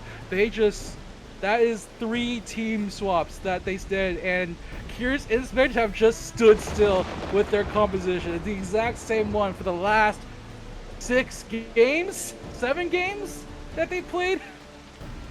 Once they found it against Sakura, and I remember they found it somewhat, I wouldn't say in desperation, but after a loss, it's just been all downhill. This has been their answer. They haven't lost a game since Funyuns' undefeated streak comes to an abrupt and sudden end into this buzzsaw, and we have to see, are they going to decide, will they stick with it, or are they going to join them? Will they go to the dark side? Are we going to see... Okay, Monza going back to the Warrior. I feel like that's the call, because unfortunately they just could not get the sustain down in time. Again, Shimori with the godlike positioning every single moment. They're going back to the original plan. This is the original double tank, double healer that they were running before with the Sage and the Warrior. And I do believe that their healers did get caught a bit in that rend at the beginning, both getting stunned. They both had to take a lot and drain the resources to stay alive, and ultimately Airweaver still goes down. Are they going to go back to what they've run in the first place? They tried it in the first set. It didn't quite work. Are they going to go back to Old Reliable to see if they can capture that reverse sweep magic? They need to stop, like, letting Emmy just jump in front of them like that. That is... Every single time, Emmy has just been taking full advantage of being in the front, just completely fearless of the enemy team. And as soon as they jump on Emmy, the enemy team just jumps on poor Airweaver in the back, who's like, why are you over here? Go away! I will be on the other side of the map. I think that's the real push and pull of this comp. The more space you give it might feel like an answer in the short term, but they do not care. They will keep peeking you all the way to your spawn. If you give space, it will only get worse, and you somehow have to fight heads up into that buzzsaw. And we're going to Bayside for what might be our last game of the tournament. Curious Inspect, they're on match point after a reset. This is such a great map for chasing. I'm seeing now. It's so straight and linear. It's so hard to like round the corners in time, and the corners are so wide too at some points. That's right. No, I think on Kala, especially in the mid, even in so much room. But of course, they did get a bit backed up into the chokes where that cleave could really take effect. I think you have to try to fight in the most open areas available to you, but I don't think they want to take the jump pad either. That sounds like a one-way trip to Ren City. You cannot take the bait that Emmy is just pushing in front of you. Every single time that's happened, they just haven't been able to get the burst on Emmy. Every single time, they just get the same protection, either the pump heals or get the cover shield in time. Just they gotta play this one carefully. Don't let them bait you, man. Oh boy, 15 seconds. Funyuns gotta dig deep. They've lost 5 games in a row. This is the first time playing today, and they've just run into an absolute momentum monster. They have to dig deep. They gotta find a way. Last chance for the DPS. Game number 3 is live. How far forward Emmy's gonna be willing to play for this part? Take the pass. Both of them just go front. Both of them just going in, just jumping on in. Macro me out. You're You're in trouble though. They do get macro me out. The Astra's gonna be Healer for healer, baby. Oh, the Picto's gonna live through. Oh, wait, he walks back out around the corner. Picora also taking a lot of damage. Look at the Picto run! Look at this is some on the other Benny side. Hill That cover. thing. And that point is moving. Oh, somebody gets jumped on right before the pot!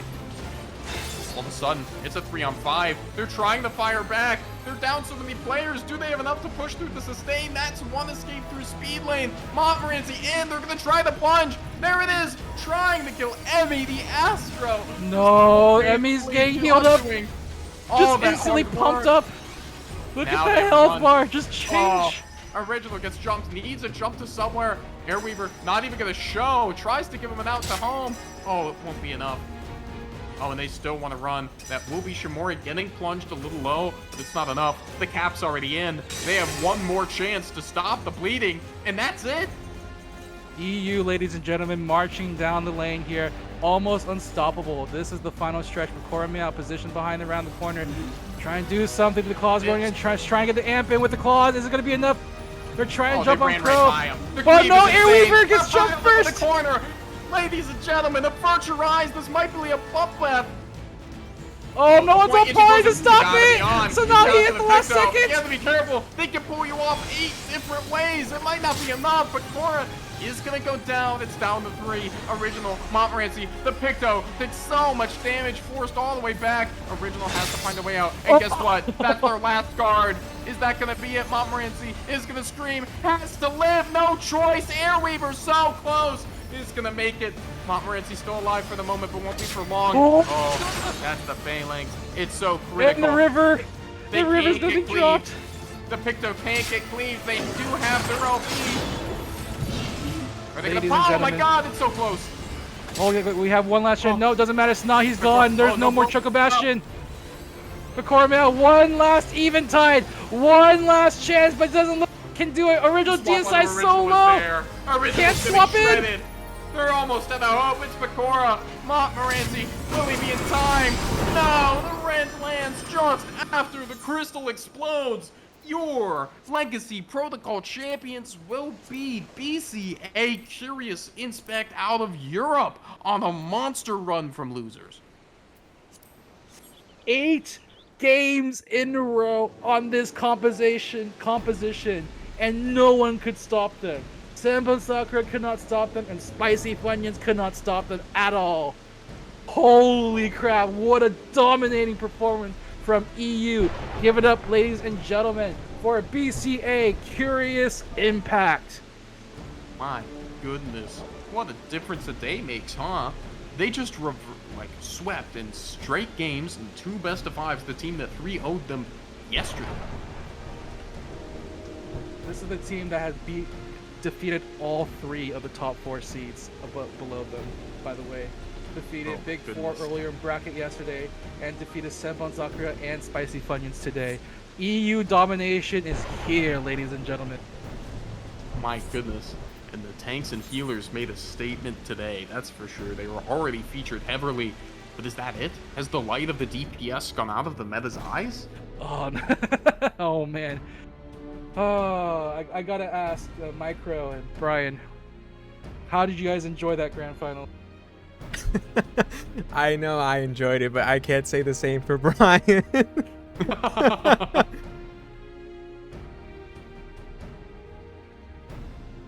No, they didn't say. They didn't say. You had to take a moment to formulate a sentence. Nah, they did so good. Going all the way from losers bracket, winning every single match is insane. Great job. Oh my god, I can't believe that. It truly was something Absolutely amazing. incredible. And coming from losers bracket and doing a complete reverse 6-0. That is a statement. That is something to be proud of. That is an amazing accomplishment. That is incredible. And not only that, when they played Sakura Blossoms in losers semis or losers finals, forgive me, they lost that first game and then they ripped off 9 in a row to win the entire tournament. Incredible stuff. Yep. Funyuns did so good oh, sorry, I'm stuttering. Funyuns did so good as well. Like, it was very impressive to see them try so many different comps. It just didn't work out. It seems like the meta really might just be like some healers for now. Just a sigh of defeat. With the changes to how the game works and buffs and nerfs, it looks like the supports have everything they need to keep moving forward, as well as the damage output to match the DPS. Yeah, that's Truly so. 100% it. I think, like, again, shout outs to the scholar, Crow Meow, just doing such a banger job. And then you have Macro Meow also on the Astrologian, just making sure the team just stays alive, dropping just these amazing Celestial Rivers. You have the scholar just every single time they were going for a chase, there's always a tactician on them, and it was crazy. All the damage that they tried to mitigate just didn't matter to them. And that Astro too, I think, unlocks so much for that comp, just as close as you can get. Of course, everyone else is running these comps that can take a while to kill, but the Astro just makes it all go away. It's just that easy. That's why it's my Well, favorite it's class not. to have. It's not, but they made it look easy. And then Yeah. also, like, again, shout outs to Shimori. Holy crap, they played the hell out of their mind today. They really Literally, did. yes. And being the emergency sub last minute, it's like, hey, can you play for us? And they said, I'm there. And they really were there every single time. I got you, bro. I got I you. said, I got you from the back lines. Help is on the way. Holy moly, this coverage. So good. And you know what's also good? A lot of these players on that team do stream, so I'm gonna link their Yes. Twitch URLs. Please into the do. Twitch A chat lot real of these quick. players, they play a lot. They're on their own streams. They play ranked and then sometimes even stream their scrim matches. Excuse me. And it's now having won a tournament under their belt. Another tournament, mind you. This isn't their first Yes, one they've true. won. They won a few weeks ago at the Shards of the New Dawn EU tournament. And now here in NA as well. Revival Legacy Protocol. They take the crown as well. Yeah, it's Truly even more overall. impressive because the ping difference, like we were talking about, like insane work. Truly, seriously. truly. With that said, let's do our closing, saying that EU BCA Cat Curious Inspect is going to take home the prizes from CT's, our first place sponsor. Woo! Woo! And then second Congratulations place, to them. they're going to take home some Xenos' ass sweat from Choco Milk. And then as well as Zella's Art. Second place, Spicy Funyuns. They'll be taking home these prizes. And then third place, don't forget about them. Not at all. Vibrant display of 1,000 cherry blossoms. They'll be taking home third place, Retro TV. Let's freaking go.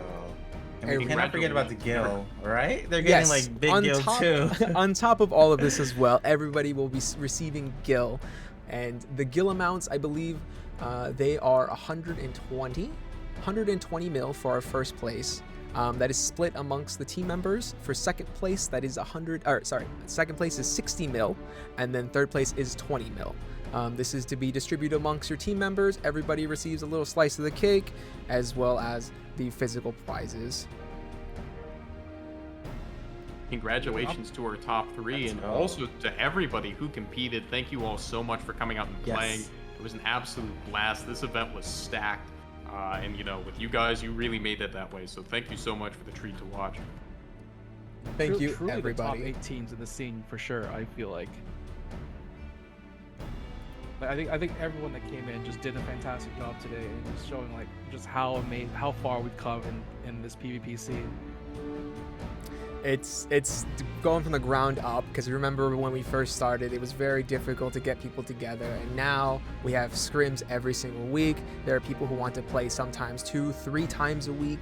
There's always a scene, and there's always people that want to play, and it's not hard to communicate with them either, as everybody's always around. Yeah, definitely.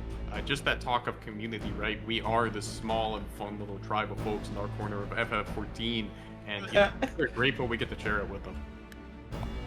And thank you all for the support as well, because we are ending the stream with $415 raised for Extra Life, a program of the Children's Miracle Network that smashed their goal of $250, and it is something to be proud of as a community, because now, even though our PvP scene is small and some might say that we might not always get along, we can come together when it matters, and that was tonight, to come to put on a show for everybody, to be able to show your friends and say, hey, look at what we did together. And we even did it for a great cause as Extra Life. Fantastic stuff. Wonderful. And with that, I want to give our credit screen to say thank you to everybody that was involved.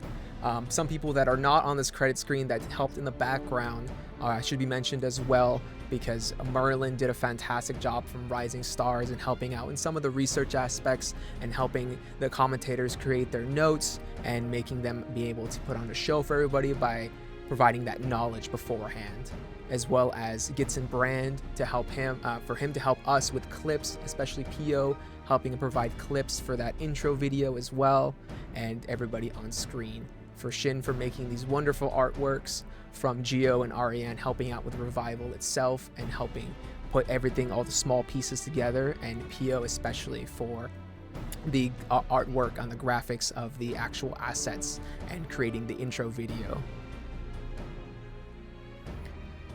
And with that being said, are there anybody else that you guys want to shout out personally for helping us put everything together? Besides yourselves. Just a big thank you to our commentators. You guys did so lit from start to end, basically. Amazing jobs. I can even hear his voice is going out a little. I hear it. Yeah, thank you, T-Maker. You're a wonderful partner in the booth. I don't know, You too, fantastic job. Always fun to be commentating these events with you, and I look forward to hopefully more in the future, man. Yeah, absolutely. And of course, to our gracious host, Brian Ricardo, thank you so much for shepherding us along through this event. Thank you, Marco, for having me. Fun to be a part of this, per usual. Last year's tournament was amazing. This one was... It's been a wild ride, and I just want to thank you all for coming, everybody in the Final Fantasy community coming together to make this possible, as well as our wonderful commentators to be able to put on a show, and Brian, of course, for helping us along the way and hosting everything together. And we won't let you get out of this, Micro. Thank you so much for TOing a tremendous event. This ran so smoothly. We're in on time. It's so much work. I know some folks have run events before, but if you haven't, the behind the scenes is a real undertaking. Shout outs to you, and of course, everyone who worked on it to make this possible. Great job. Thank you. I wanted to put on a show for everybody and have a tournament run quite quickly, as it is only 10 p.m. Eastern, and the rest of us can go enjoy the rest of our evening and do other things, especially queue up ranked right after this and lose all of our credit. Yeah, queue up. Queue up. With that being said, I want to say goodbye to everybody and thank you all for coming. We do have a special announcement right after this, so stay tuned for a small trailer of our upcoming event. Let's go.